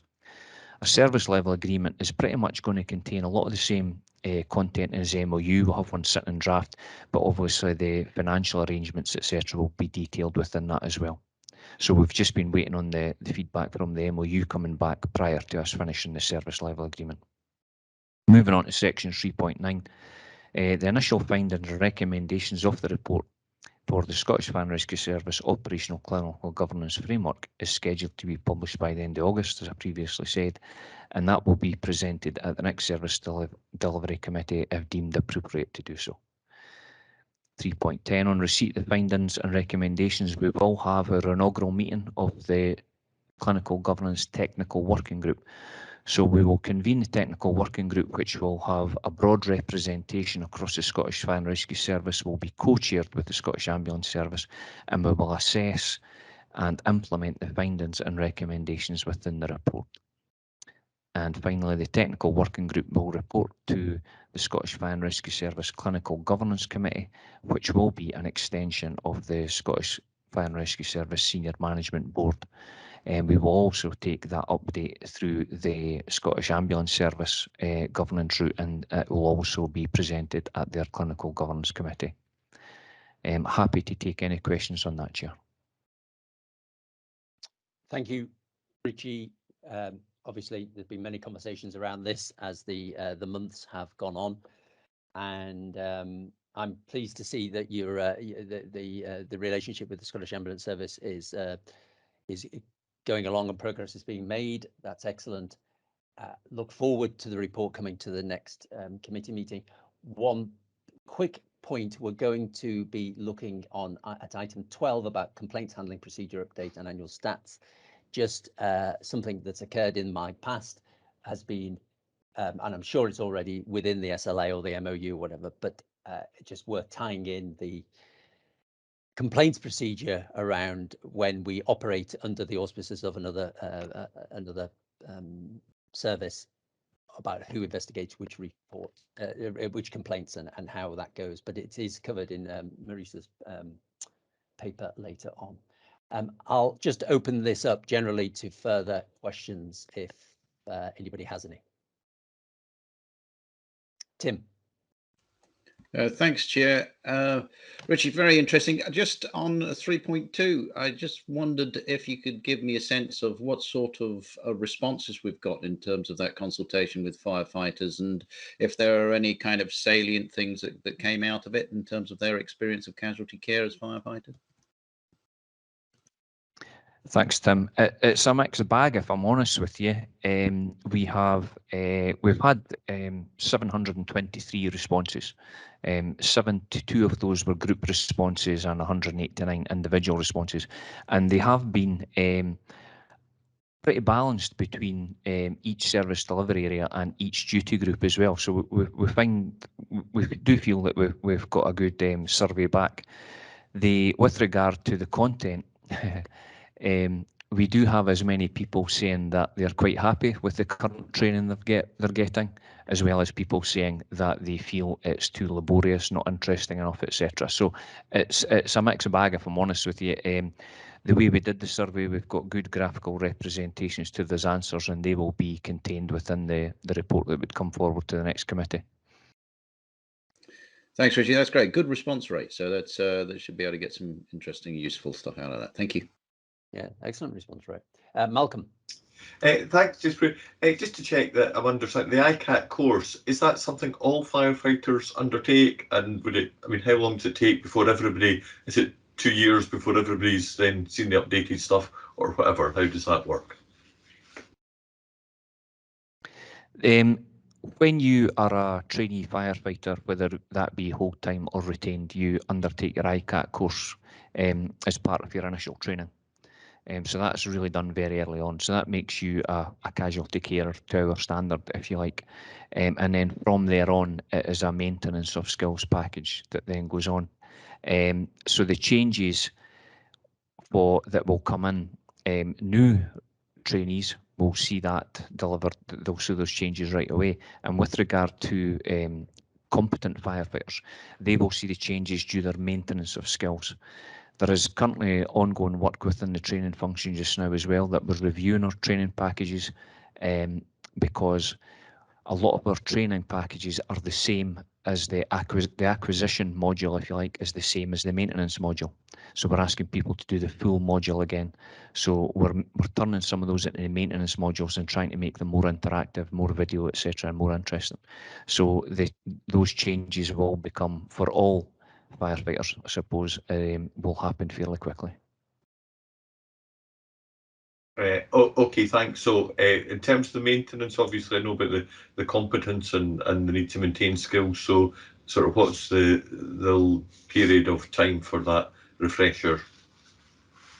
There's a work I'm doing in tandem just now actually with regard to how we manage the maintenance of casualty care training, and we've just gone out to consultation just now, and the proposal will come to this committee through ACO Dickey. But what we're proposing is that casualty care training will be drip fed throughout the year, as opposed to just being something you would do once a month or once over a period. There will be areas of casualty care that will have to be delivered quarterly. So that way the introduction of the changes will happen very quickly. Okay, thank you. Excellent. If nobody has any further questions, thank you very much, Richie. Look forward to continuing the conversation at the next meeting. Can we do 9.2 and then take a break, please? And that's the Grenfell Tower Fire Update Report from Stuart. Thank you, Chair. So this presents update number 8 from the Grenfell Tower Action Plan. And as ever, I've provided the full detailed action plan as an appendix to the paper, and detailed updates are provided against each recommendation within that appendix. So of the outstanding 17 actions, I'm pleased to say that 14 remain on track for completion in September, so this month. 2 actions were due for completion in June, but I'm requesting that these are extended with the committee's approval to September. And just to provide some of the rationale for that, in terms of GT17, this relates to fire survival guidance, and committee members will recall in the last Service Delivery Committee, I provided an update around about the exercise that took place. I think it was the day before, in terms of fire survival guidance. That was really successful in terms of testing the concept. However, what I've asked for is some further testing and exercising to be carried out, and across the 3 service delivery areas. So in that regard, I'd like to extend it from the June completion date to September, as I say. GT23, which Command Support Unit training, and whilst this was delivered, it was delivered due to COVID on a virtual basis. However, following feedback from the Command Support Unit crews, as well as feedback that was provided to me when I was doing some station visits from stations with Command Support Units, I don't believe that the training was as effective as it needed to be.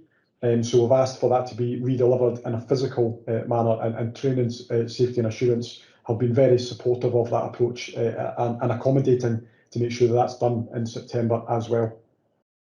There is one action that is recommended for closure, that's GT34.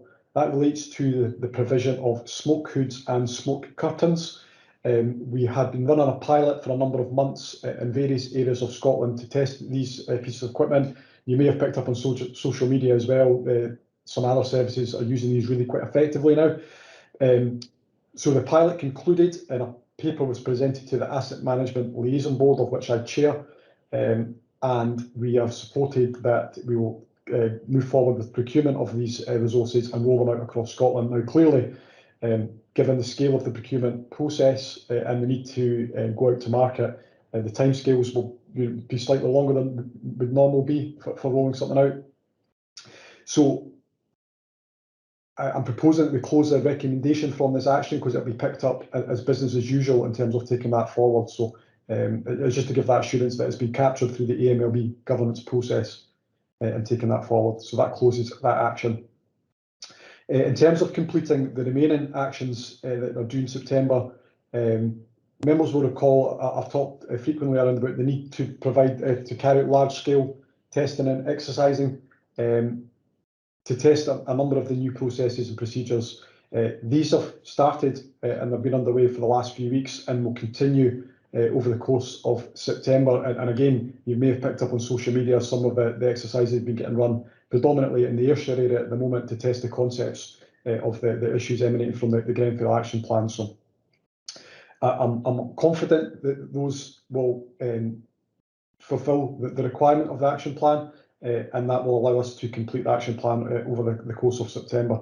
It's probably helpful to remind colleagues that the HMI are currently undertaking a thematic around about high-rise preparatory work, firefighting, etc., and the prevention element to that as well, in regard to the kind of approach that we're taking post-Grenfell and continue to do so. So I'll pause there, Chair, and happy to take any questions.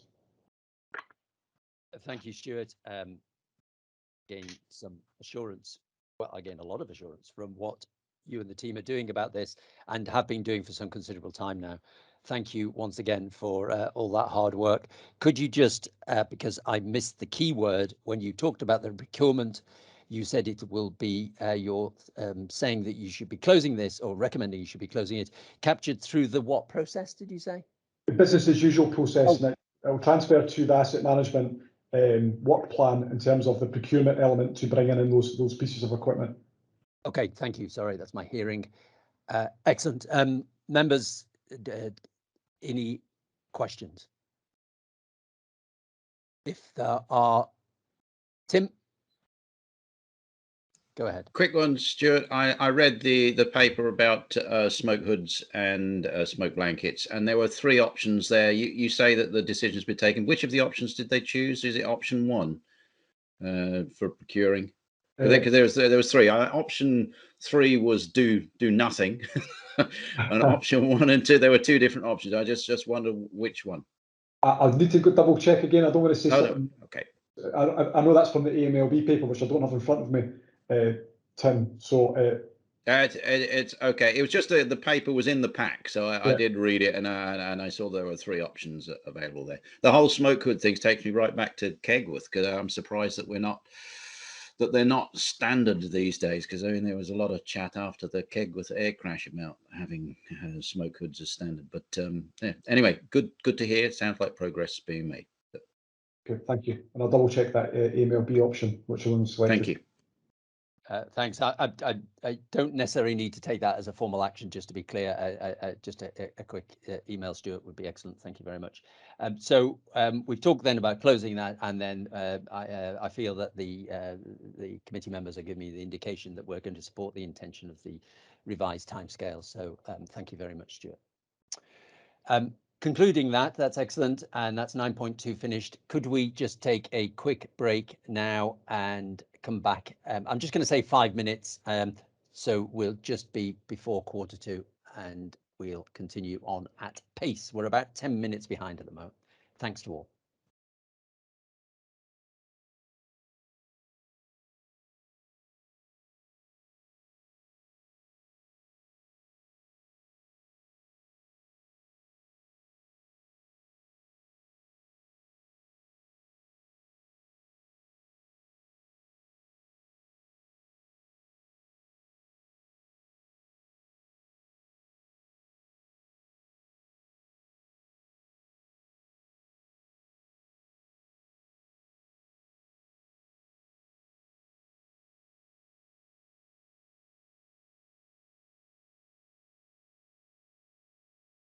People's pictures flicking backwards and forwards, just trying to keep a track on who's here. I think I'm going to unilaterally declare that we can continue.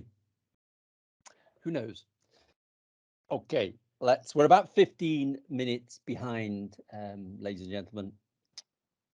So let us crack now into 10.1, Ross and service delivery risk for an overview, please.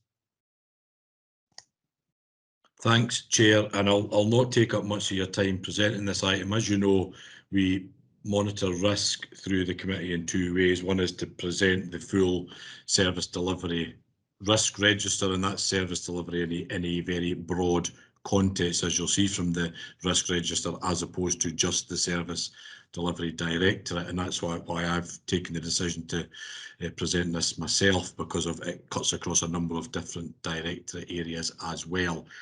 And we also have the risk spotlight, and the risk spotlight, as you know, is on water supply update from Stuart. So the purpose of the report is to present the pertinent risks and control measures that has been allocated to the Service Delivery Committee to scrutinise.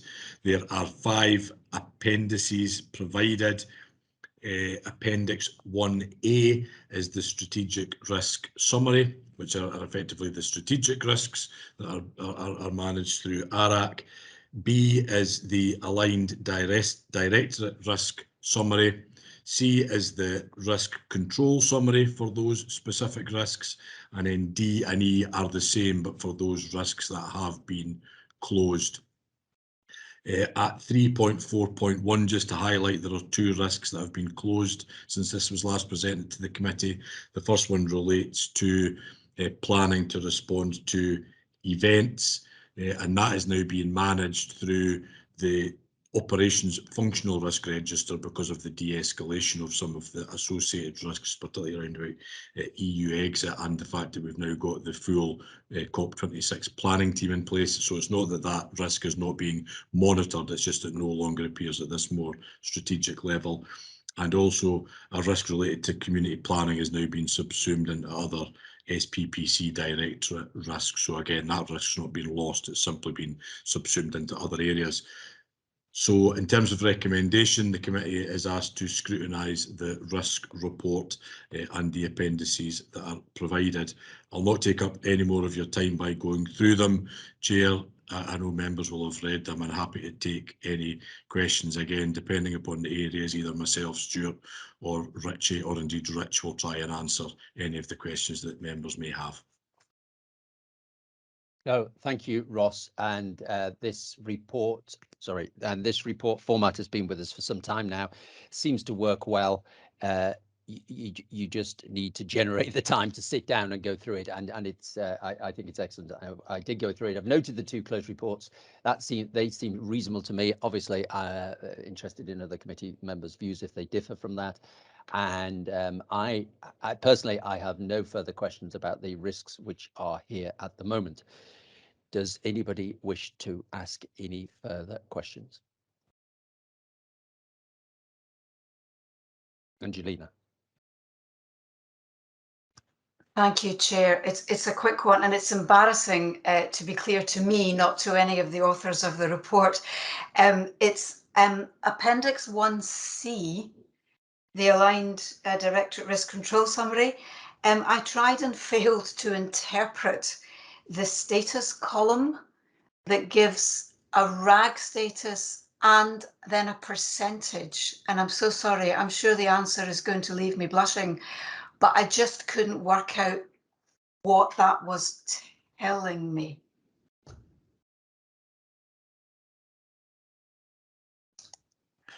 So because this is a summary that's been presented, Angelina, the RAG status is where we are against the milestones and the milestone dates that underpin. So the detail that underpins each of those areas will have a number of milestones associated with it. So the RAG status says, where are we against those milestones, and the percentage completed is just an indication of how much of that overall action with all of those milestones taken into account has been done at this point. Okay. I think I get it. I don't know if Rich wants to come in and add to that. Yeah, so first of all, Angelina, I'm glad you're asking this question. That's one thing. 2, Richard, could you just elaborate, please? Well, no, the Deb's absolutely right. I was just going to say it might be helpful if we were to show you that, and we can certainly let you have a look at that for further assurance, so you can see the level of detail that goes into the status. I'll speak to colleagues in finance who manage this, and certainly we see that in terms of how we provide our updates against our risks and against the milestones that we report, particularly to ARAC, where we're scrutinising in quite some detail against our risks. But we can certainly share that with you if that would be useful to see. Thank you. let's say yes to that, please, Richard and Malcolm. Just very briefly, I wondered if we should reverse the order. Instead of saying green 25%, if we say 25% completed green. I know it's two slightly different things we're dealing with, but does that clarify the kind of project is 25% and the status against milestones? But I'll leave that to an operational level. You're on mute, Nick. You're on mute. My apologies. We just see the tip of the iceberg, Malcolm, and I would be a little loath to suggest any changes just from the minuscule window that we get into this. There's quite a complex business process that goes behind the risks. I'll leave that, and Richard noted that, I'm sure, but I will leave that fully in the hands with Richard. And Richard wants to say one more thing. Yeah, sorry, just to give you further assurance, colleagues, what you see here is also replicated at our executive boards. So yesterday at the governance board, we went through the risk registers related to that internal board, and I gave a risk spotlight on the partnership risk, which you see some of that's been amalgamated. I gave a full update on that in terms of a risk spotlight, and also Lynn McGeoch, our interim head of finance, gave a risk spotlight on the I think it's risk 7 in relation to provision of the service within the resources envelope. So we do this on a regular basis in our internal boards, as well as bringing the same process here to you. And there is a fairly, as you say, Chair, there is a fairly robust structure underneath this. Okay, thank you. Angelina, I'm presuming, because you're not going to hand up, you've got no further questions to ask about that. No, that's okay, great. Tim, go ahead. Just a very quick one, Chair. I wonder if the negatives, the minus sign, is just one thing that misleads a little bit before the percentage. If maybe I'm imagining that's just a delimiter between the two elements, but perhaps it implies a negative shift, and maybe if that was removed, it might help. Noted. Thank you. Thank you. Let us now move to, thanks for everything, the input for there. Could we move now to item 10.2 and Stuart for the water supply update? Okay, thank you, Chair. And clearly on the briefing document, there's some kind of high-level bullet points around about some of the actions and control measures that have been put in place to address this risk, but I'll expand upon this in a bit more detail. Those have been around ARAC, or the Service Delivery Committee, for a number of years. We will be aware that this has been an ongoing challenge, and indeed has featured on the risk register for quite a prolonged period of time. And Sid and Bill will be disappointed that they're not here to have this discussion, I would imagine. So the risk emanates from a number of challenges, both with Scottish Water and our relationship with Scottish Water, but also around about what was our in-house approach to maintenance, testing and recording of hydrant issues and activity. This was further confirmed by an internal audit report in 2019, which identified 7 issues with hydrants and water supplies. There was a number of key themes from this. There was financial implications, there was the charging structure from Scottish Water, the third-party usage by Scottish Water, and indeed, as I said, the SFRS approach to testing, repairs, management of hydrant inspections, and the lack of a platform to manage that on. Many of these issues, particularly with Scottish Water, relate back to a dated service level agreement with Scottish Water, which dated back to 2007, which obviously predated the inception of the Scottish Fire and Rescue Service, and it was a Strathclyde MOU that was transferred over to the new service, as I say, at inception. And unfortunately, it wasn't reviewed by SFRS at that time, so it's been ongoing since then. It creates a number of significant financial implications for SFRS, and there was a large outstanding obligation, financial obligation, and a bit of a standoff had emerged between the two organisations around about who was responsible for what and for paying what. In terms of the legal position for this, the legal position absolutely is in favour of Scottish Water. So in the absence of any changes to legislation, then it was not really within Scottish Water's interest to support a change to the service level agreement at this stage. So I'll provide some additional context, it's probably helpful. So when hydrants are installed into public areas, they're adopted by the fire authority, so in essence us, and that means we are responsible for testing and more importantly paying in full for the maintenance and upkeep of those hydrants. And obviously that's carried out by another body, Scottish Water. And when faults are identified, Scottish Water are informed and they go out and carry out the reparatory work. We have no control over the scheduling of that work and when it gets done, and nor do we have clear line of sight in terms of the extent of the work required and indeed costs, and that has up to this point led to quite a number of challenges. Another key issue is that Scottish Water can lease out hydrants to third-party users and receive payment for doing so. And to put that into some kind of figures, around about 90% of hydrant usage in Scotland is through third-party usage. So that 10% is what we actually use the hydrants for. So if we were to be held liable for the damage that was caused through this, that equates to about £200,000 a year through activity that is not actually as a result of us. So as I say, this culminated in effectively a standoff between the service and that outstanding sizable financial commitment. As I said, this was made more challenging by the legal position, which favours Scottish Water and the relationship between the organisations.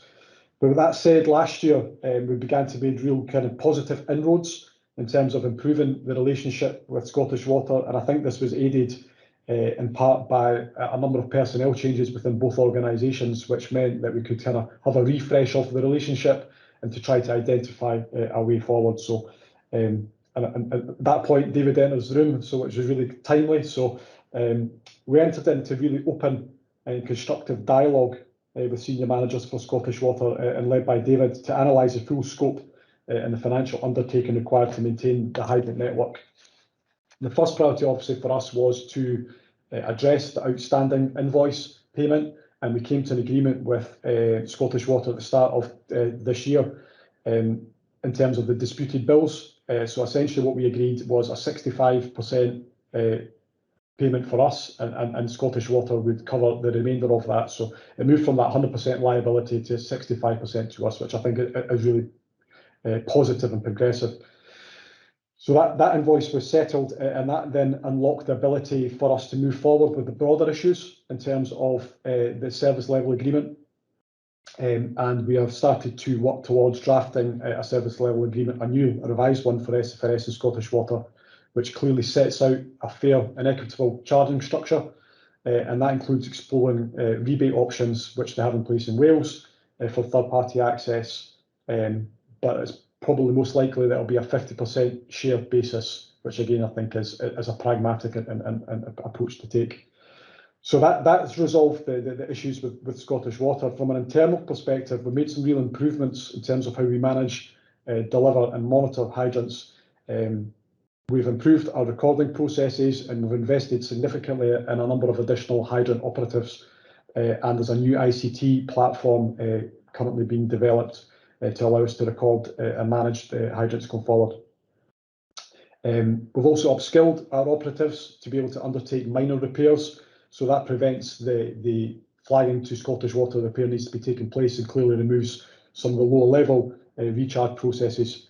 And just to make you aware, this costs us around about 1 million a year to facilitate hydrant repairs and obviously the hydrant team.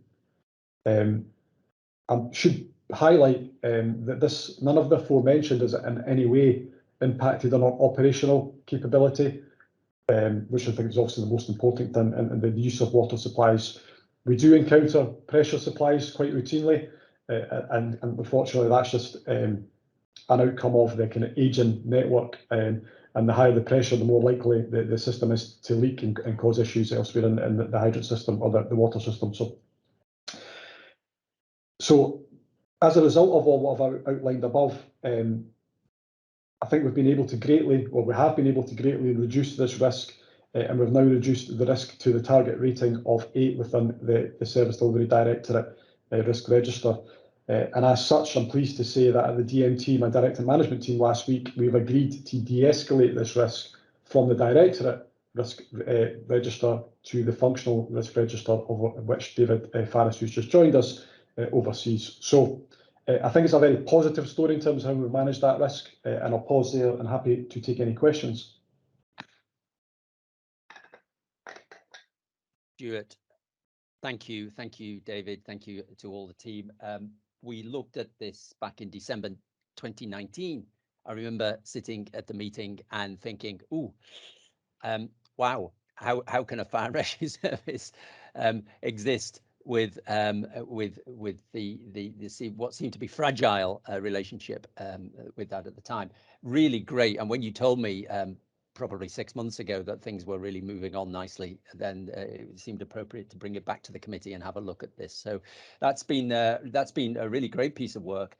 And I'm pleased also, it's really one of those good news stories, isn't it? De-escalating risk and moving it to a functional risk register. That's excellent. So with those positive comments, I'll just open it up to the floor if anybody has any further questions. Sid and Bill would be pleased, Stuart. You are right, Mr. Wright. Yes, they would. No, I'm in a way, I'm not surprised there aren't any questions, because it's sort of just concluding quite a long period of work. And thank you very much. Excellent. Okay. Let us now then move on to item 11, and welcome, David. Welcome. And I'll start off with going to Stuart. Oh, Richie, sorry. Apologies, Chair. Could I be excused and return for the private session regarding AEDs? Of course you can, yes. Of course. Thank you. Operations strategy, and Stuart, I'll hand you over there. If we were just running a little late, if we could finish this just around 1:15, that would be just after 1:15, that would be excellent if we could. Thank you. I'll briefly introduce the item, Chair. I'm pleased to introduce David Farris, DACO David Farris, who's my head of operations. And when David took on the role, he was set a number of priorities, one of which was the document review project, which we discussed earlier, and the other key piece of work was to prepare and develop an operational strategy. And really what the aim of this is, and I don't want to cut David's grass here, is around about modernising the service, how the service embraced technology, how we improve standardisation across the organisation, and essentially all this is to support continuous improvement, improve safety, and making us more operationally effective and efficient. So with that, I'll pause and pass over to David, who will take us through a short presentation. Thank you. I'm just going to try and share my screen.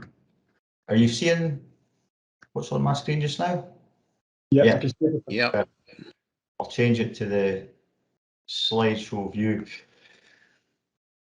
So as Stuart said, this is really the follow-up to the previous presentation you received and the discussions we had on the restructure, the review and subsequent restructure and rebranding of the R&R function, and really our R&R directorate, into the operations function. And really what we were ostensibly looking to do there was to create the capacity to allow us to look to the future in terms of operations strategy and some of the major projects around about document conversion and national fire resilience assets and such like. And we understood that we needed to change the structure to do that. So this is just an update for you in terms of that one specific piece of work, which is around about the operational strategy development and looking at how we've achieved that. Slightly different approach in terms of the service, and hopefully you've had an opportunity to look through the framework document. It's something that we were really keen to put in place, which effectively articulates our methodology to the rest of the service. It lets everybody know what we're doing, why we're doing it, and how we'd like to achieve that. And I've got a short presentation here that just goes through the key elements that are contained within the framework, and I'll give you a brief update on where we currently are in terms of progression against our objective that's captured in the annual operating plan around about creation of the operational strategy for implementation April next year. You'll be aware that we highlighted in that previous presentation why we need the strategy and how it supports other parts of the organisation. But it really is about these kind of bullet points that are contained within that framework. It helps us to align ourselves with other parts of the organisation. It takes into account the capital plan moving forward and what we need to be buying in terms of fleet and assets. It looks at future concepts and technology, keeps us in the forefront of firefighting as a large service, the largest service within the UK, arguably, and certainly a major player in the world in terms of fire and rescue services. It keeps us on the front foot, and it takes away our previous kind of workings that were found out and highlighted really through the R&R review around about that very reactionary working practice, and allows us to scope out the future and put plans in place year on year on a sort of short, medium and long-term basis. We have went about it in a very different way. We have looked to colleagues from all across the organisation to become involved in our planning for this, and that's been a very positive approach. You can see through this particular slide, which you'll have seen in the framework as you've worked through, the areas that we're concentrating on and the themes that we're looking to bring through our operational strategy. I'm not going to focus too greatly on them. I'm conscious that we're pushed for time, but it really is about trying to do things differently and set ourselves up for the future. I think when there's so much discussion around about a future vision for the service, and particularly through the SDMP work, it's really important that the members of our organisation, the firefighters and the crews, are comfortable with what our operational deployment will look like through that, and what our plans will be to make sure that we're future-proofed in terms of that response element of our model. The way we've set it up is an overarching operational strategy will be produced, and the analogy I've been using for that is that the operational strategy is a kind of rewire of the operational elements of the service, and within that there will be effectively the consumer board or the fuse box sitting below that, and those will be our concept of operations, which can be easily plugged in and out of the system to interchange, and they'll form the focus of operations work moving forward over the years. So rather than just taking on projects, we'll have a plan for a long-term look at what's on the horizon and what we need to be considering from a research and development point of view, from a procurement point of view, including user intelligence groups, and that wider look at technology far in advance. Currently, we go from one issue to the next, and we look at our replacement strategy, for example, but we need to sense check whether the replacement strategy is actually correct in the first instance, hence the reason we're looking further forward. And we felt by selecting the 6 concept operations themes that you see at the top of the page there, capabilities, which is our fire resilience assets, our high reach, appliances and equipment, wildfire, firefighting media, and operational communications. We've covered all elements of that operational environment. You'll see there that I'm the senior responsible owner for the project itself, and below that what we've done is we've created a matrix model with colleagues across wider service delivery to ensure that we've got buy-in and involvement at all levels of the organisation. We've actually appointed area commander leads for each of the concept of operations, and they're leading on elements of that kind of buy-in and making sure that they have an ownership of some of the pulling together of ideas that are coming from the firefighter level up. To ensure that we've done that effectively, we put out a staff survey, and we got in the region of 200 requests from staff members to volunteer to come forward and take on roles within the teams for each of these, given their own specific areas of interest, and we felt that was really important in terms of bringing out what the service wants moving forward in terms of its operational matters. You can see in the discs at the bottom there some of the key stakeholders that exist within the organisation. And it's really important that we tie in with those individuals to ensure that we're getting the right strategy in place.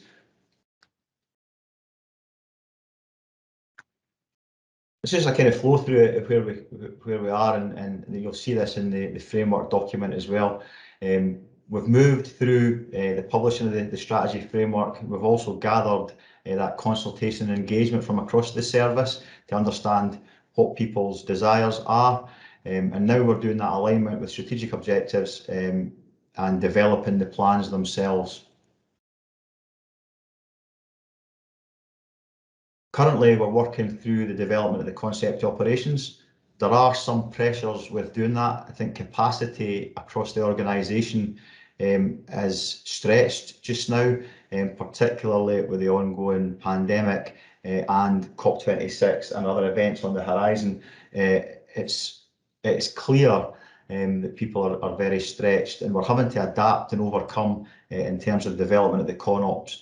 But I'm absolutely confident that come the end of the year, we'll have something in place on that front, and I'll be looking to kind of socialise and consult on that with internal stakeholders in Q4, so effectively after the turn of the year, up until we'll implement the new ops strategy and lay it on the 1st of April 22. And that's me, folks. Open to any questions. David, thank you. Thank you. Very interesting view on how you might do things differently, to quote you. Particularly interested in the concept of ConOps and the way that that works. That's something that's reasonably familiar to me, and I like I personally like that the way that things are going there. However, I'll open that up to questions if anybody has any. We did listen for those just for a reminder for members. We did have a vision from you last time, didn't we, around operations last time? So that was good as well. But Malcolm. Just to say, absolutely, I think it's brilliant. I think one of the issues I've always had with my work in the public sector is the difficulty between projects and business as usual, bringing projects into business as usual and coming at it in this sort of way and saying this is not a project that in a year's time we have to worry about how we bring it in, but looking at the beginning is brilliant. And I particularly liked the comment about alignment with service strategy and SFRS future vision, because one of my concerns is when people on the ground get a document like this, they go, well, is this the new strategy? Does this replace the old stuff? And I'm always keen to see that kind of level of integration. So I thought that was very positive. So I thought that was great. Thank you. Yeah, I'll just pick up on something Malcolm said there as well. I very much reiterate what Malcolm said and say there was a comment made, I think, around on the board meeting that we had recently about management speak and about how it's important that we really are very clear in simple terms that we're so familiar with having these types of conversations that we can easily fall into saying things which are obvious, we feel are obvious to us, but are quite often misinterpreted elsewhere around the organization. And the same applies from an operational perspective as well. So the clearer we can be about it and the clearer we can have the alignment, the better from my perspective. David, you want to say something, and then I'll move to Tim. David first. Yeah, it was just on that point, Chair. I think that was one of the reasons we really wanted. We took that relatively unusual step of telling the organisation what we were going to be working on and producing that framework, because we understood that there would be an uncertainty of what this was and where it would fit into all those things that you've just kind of articulated there. So we wanted to put effectively a blueprint that the organisation could look to and say, also, this is what operations are working on, this is what they want it to look like, and this is what it'll give us at the end of it. And I'm not going to say there's no management speak within that document, but I think it's relatively clear to the organisation what we're trying to achieve and how we're going about it. And it's been well received. And I think just the fact that on the back of that, we did get the sort of circa 200 volunteers from firefighter up to strategic manager level in the organisation stepping forward and saying, I'd like to be involved in that and I'd like to put my point of view across. And we've got varying levels of involvement from that kind of process. I think that's been really positive. So yeah, thanks for your comments on that. No, you're more than welcome, David. Well deserved. Tim. Thanks, Nick. David, absolutely excellent. I have to say, regardless of management speak, the thing that really came across for me in reading the document was the self-confidence of the service that seems to be growing. It's recognizing its position within the wider fire and rescue services globally, and that there was ambition in this. I really thought it was fantastic, and I'm very, very encouraged to hear that you've had so many positive responses, and I think that speaks to the inspiring vision that you can give to people in the service. If you set out the self-confidence of the service in that global context. The only caveat I would say, because there's always a caveat with me, isn't there? I did a word search on it, and the word innovation and derivatives of it occur only 4 times. So I'm not suggesting that you're not going to embrace innovation. I just like to throw that in as a watchword to remind us all that is one of our core values, and that in this area I think it has real possibilities for us. But on the whole, I thought it was terrific. So thank you for bringing it to the meeting. What a fine speech. Thank you. Yes. No, excellent. No, all joking aside, that's Tim makes a very valid point, and thank you, David, and thank you, Stuart. I'm going to take. There's no further questions for this, so thanks once again. That's great. Time now to move to item 12, and we're pretty much almost on time, and I'm going to hand over now to Marisha and Carol, I believe. Yes, thank you very much, Chair. As well as Head of Communications, I'm also responsible for information governance in the organisation, and we bring the annual complaints report to this committee. But this year we've added a little bit extra for everybody because we thought it was important that we shared the new complaints policy and handling procedure. So since we were last here, the Scottish Public Services Ombudsman has asked all public bodies to review their policy with a view in mind to encourage more local resolution of complaints, so more at the front line, but also they are introducing KPIs that they are asking us all to report against and evidence a bit more in terms of organisational learning from the complaints we receive. We've obviously had this debate in previous meetings around, we receive a small number of complaints. It's very difficult to draw conclusions from that number. However, that is the ask of the SPSO, and we felt it was important to share this with the committee because it will alter our reporting at future meetings. However, I'm going to hand over to Carol Wade, who's the Information Governance Manager. I can speak about this much more eloquently than I can, so I'll pass over to Carol if that's okay, Chair. No, that's great, and welcome, Carol. Thank you. And Carol, can I, if you don't mind, could I just give you a little direction here, about 10 minutes or so, and then we can open up to questions, and that'll keep us nicely on track. But thank you very much. No problem. Thank you, Chair. I'll keep it short and sweet. As Melissa said, the Scottish Public Service Ombudsman have directed the fact that we need to change how we're doing this moving forward. So there is this model scheme that we have adopted. It has gone through our Information Governance Group and through the Good Governance Board as well, to make sure that it's obviously had sort of robust approval. It's a little bit different from how we record information in the past, and it allows us to look at more of the outcomes and what actual improvements we are making. We've taken on board most of what they've said and have tried to work with them. COVID has interfered, and obviously they have allowed us that, and obviously they are quite keen for us to get it right, so they didn't want us to rush this either. So hence the reason they're quite happy, as our internal external auditors are, that we go through the robust mechanisms of all of our committees and get it spot on rather than rushing it through for their original intended date, which was April 21. They're happy with our progress at the moment. So it has 5 parts. We attached all of the appendices. It's huge. It's quite hard going. I wouldn't expect everybody to read all of that. Don't panic. I'm not going to question anyone on it. What we are going to be doing is taking the key points of it, i.e. if you are a firefighter and you are at a station and someone makes a complaint, what do you do? And that will be done into sort of task card type sort of method, which is how we have started to move sort of through COVID, and it seems to be working very, very well. Short processes, very clear, very concise, and the right training will be directed to them for what they need to be able to do if that is asked. There is more training that will be involved for those who then would go to what's called a stage 2, which is if you are actually going to have to do an investigation. We're working with SPSO on actually getting that training right and about whether we get will be included in our induction for middle managers, etc. But what we're trying to do is get them involved as well. So the SPSO are actually delivering some of this for us, and they're quite keen to work with us on this as well. So that would be ideal. The good thing is, as Irene had said, as Marisha had said, for an organisation of our size, we have quite a low number of complaints, especially those that actually even get to the investigation stage.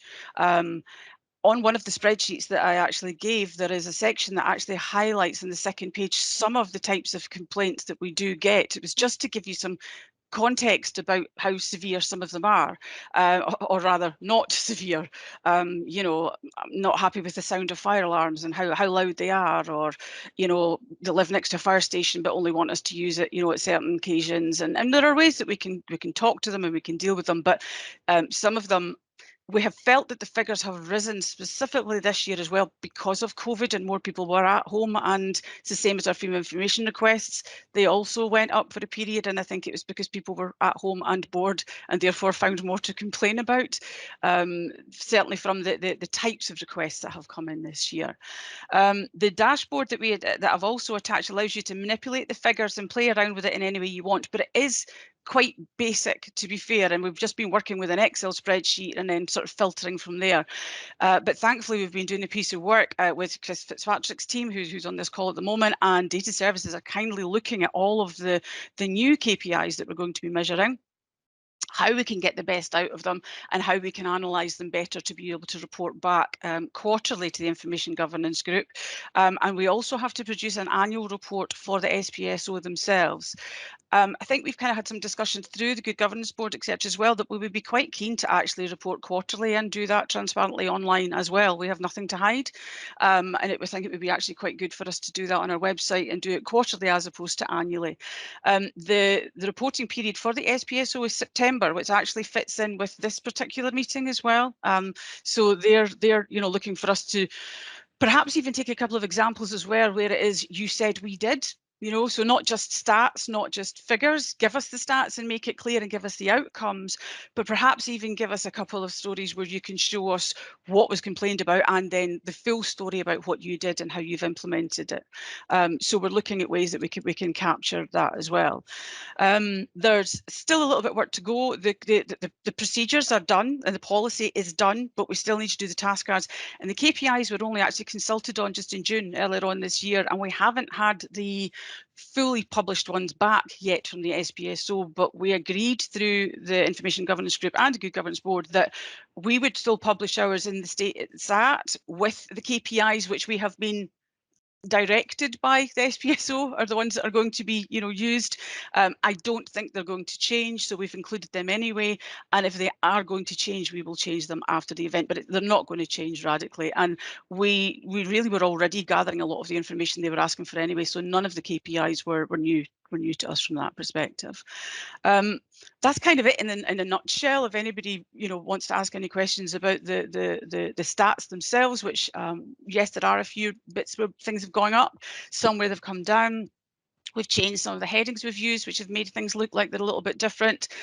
But it's very difficult to drill down on such a small number of complaints for trends, etc. But we certainly are going to still work on that with data services to make sure that we can analyse it more in depth moving forward. Well, thank you, Carol.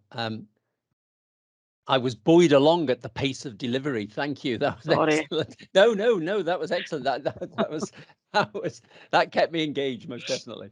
That's good. Marisha and I have spent a good half hour going through this in some detail, and it was a good thing to see, to be quite honest with you. Yes, there are a lot of pages here, but it's good for us to understand the process you've got, and also the environment in which this process fits in the wider picture. I notice Angelina's hand up, and I'll come to you, Angelina, in 2 seconds. I do have a couple of points, but I think I'll probably save mine till the end here. Angelina. Thank you. So really helpful to see this. So thank you. My query relates to part 5. So Carol, I did actually make it all the way through to part 5. And that reads as though this is our text for a public facing part of this. So this would be how we describe to the public what they need to do, and how they can access our complaints process and so forth. At the risk of sounding flippant, it is 10 pages long, so I fear that in itself risks becoming the subject of a complaint, if you see what I mean, that we're asking people to wade through 10 pages worth of guidance. So is it our intention to produce a much more user-friendly, plain English one-pager that says, we always try to, leave you very happy, blah, blah. If, however, that's not your experience, we'd love to hear from you. And then for those who want the 10 pages, we signpost where to go. But I'm just a bit concerned if this is the bones of our public-facing information leaflet. Doesn't feel terribly accessible or inviting. And forgive me if I've misunderstood its status. No, to agree, yes, it's very wordy, because the SPSO have produced this model handling scheme that to a degree we're not allowed to alter from. So they have insisted how each of the parts had to be completed, and the bits that we could take out and the bits that they are recommending that have to be left in. So whilst that is actually the full process, what we will put on the web page for people to actually access will be far more clear and concise, as in, click here, this is all you need to know. We'll keep it very, very basic from that perspective, but then the full part will be there so that they can access that if they need to see it, yes. Right, but that's reassuring then. There'll be a more inviting narrative somewhere. Grant, thank you. Marisha, do you want to add to that? Yeah, it was just to pick up, as I was going to say, obviously most of our complaints come in through the website, and that's really where we need that sort of customer facing kind of interface for them. And we're currently doing a migration from the existing site into a newer site, and that'll give us a chance to update that section and make it probably a bit more front facing as well, a bit easier to find, easier to navigate the website. There's lots of problems with the existing one, so not only will it be friendlier, but it'll be easier to find as well. Excellent. Okay, thank you very much for that explanation. And Tim? Yes, thank you, Nick. Carol, I read this with real interest. I've encountered this in the context of several other public bodies I've got an association with, and responding to the model complaints handling procedure that's been brought forward. I thought it was very thorough, and it gave me a strong sense of the way that we would, as a service, administer the process of handling complaints.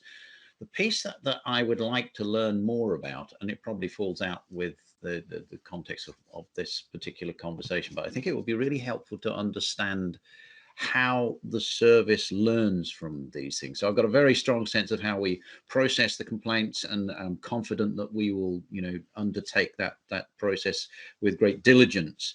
It's more about what we can gather from these from a learning perspective. And I have encountered in some other organizations some quite really reassuring insight as part of this reframing of the complaints handling procedure, about how those organizations are integrating this into a closed loop system, so that we do actually learn from them. And at some point, I think it would be really helpful to understand how the service not just handles the complaints, but then takes that learning and integrates it back into the service. But on the whole, it's a very, very thorough and reassuring piece of work about how we will engage with the public and manage their complaints as they bring them to us. Yeah, no, thank you. Thank you. Marisa, do you want to add to that? Yeah, and I think that's absolutely the fundamental point of complaints. You know, it's what are you learning from them and what can you take from them as an organisation. And as Carol said, I think what we will do on the back of what we're being asked with the model complaints scheme is report slightly differently, a lot more along the lines, or including more along the lines of the you said we did. There are challenges, I think, in terms of finding that information out, because we don't have a process, and that's work that Carol and I will be doing as a result of this. So I think it's kind of a watch this space, and hopefully by next year you'll see a report that gives more of that. And I think the other issue that we have specifically, and this was the conversation I had with Nick ahead of this meeting, is a large proportion of our complaints are resolved internally. They are personnel issues, and we don't know the outcomes of those. Carol and her team don't know the outcome of those, and there are challenges in terms of how we share that, because a lot of it is obviously data protected as well. So we've got a wee bit of work, I think, to get to grips with how we present that, given the small number that we have, in a meaningful way for the organisation, and understand where we can draw those kind of themes and learnings, because it doesn't necessarily need to be a theme. One complaint can give you a point of learning for the wider organisation, even though it's maybe not a theme or a body of complaints that we've had. I don't know if that answers your question, Tim. Yes, it does, absolutely, Mauricia. And as I say, I wasn't doubting it. It wasn't particularly extant there. So I think sometimes it's helpful to understand just the approaches that you're adopting to do that. It's not just the monitoring of it. It's just making sure that we have integrated it properly into our sort of feedback loops. So. Yeah, absolutely.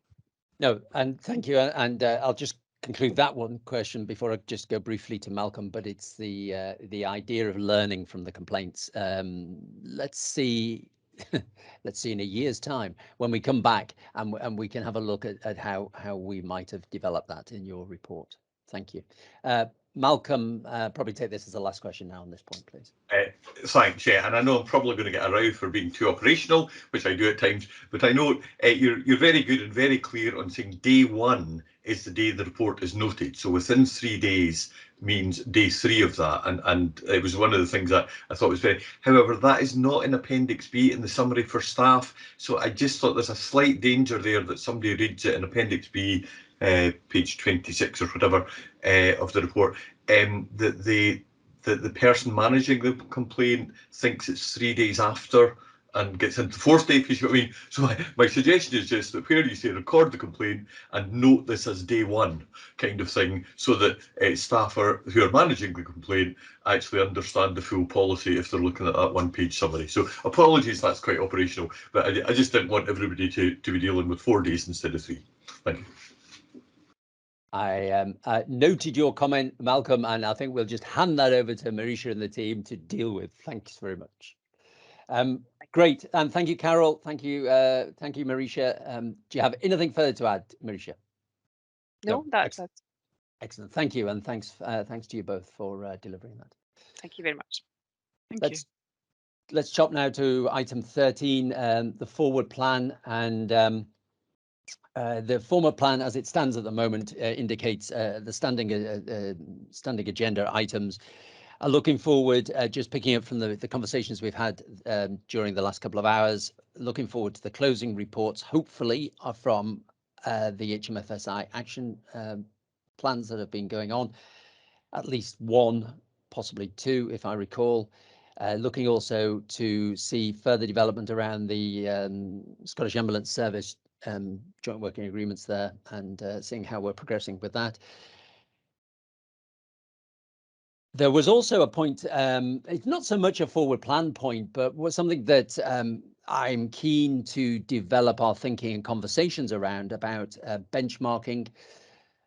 And when we are bringing, it's really just a flagging up something that's sitting in my mind and a few others. When we're talking about benchmarking and we're bringing papers into the committee, what what I'd like to be now encouraging is us to be looking at what a quick comparison, a little sort of section within this, a comparison on what other fire brigades or other similar organizations are doing along a same line or the similar line.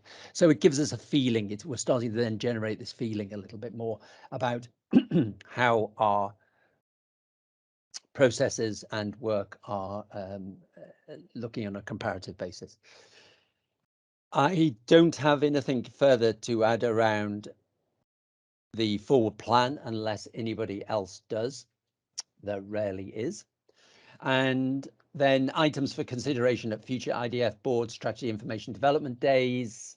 I am more than welcome to take any inputs there. I can't think of anything just now. They normally occur to me about an hour after I've finished the meeting and I make a note of them. If there is nothing else there, that's also good. Thank you.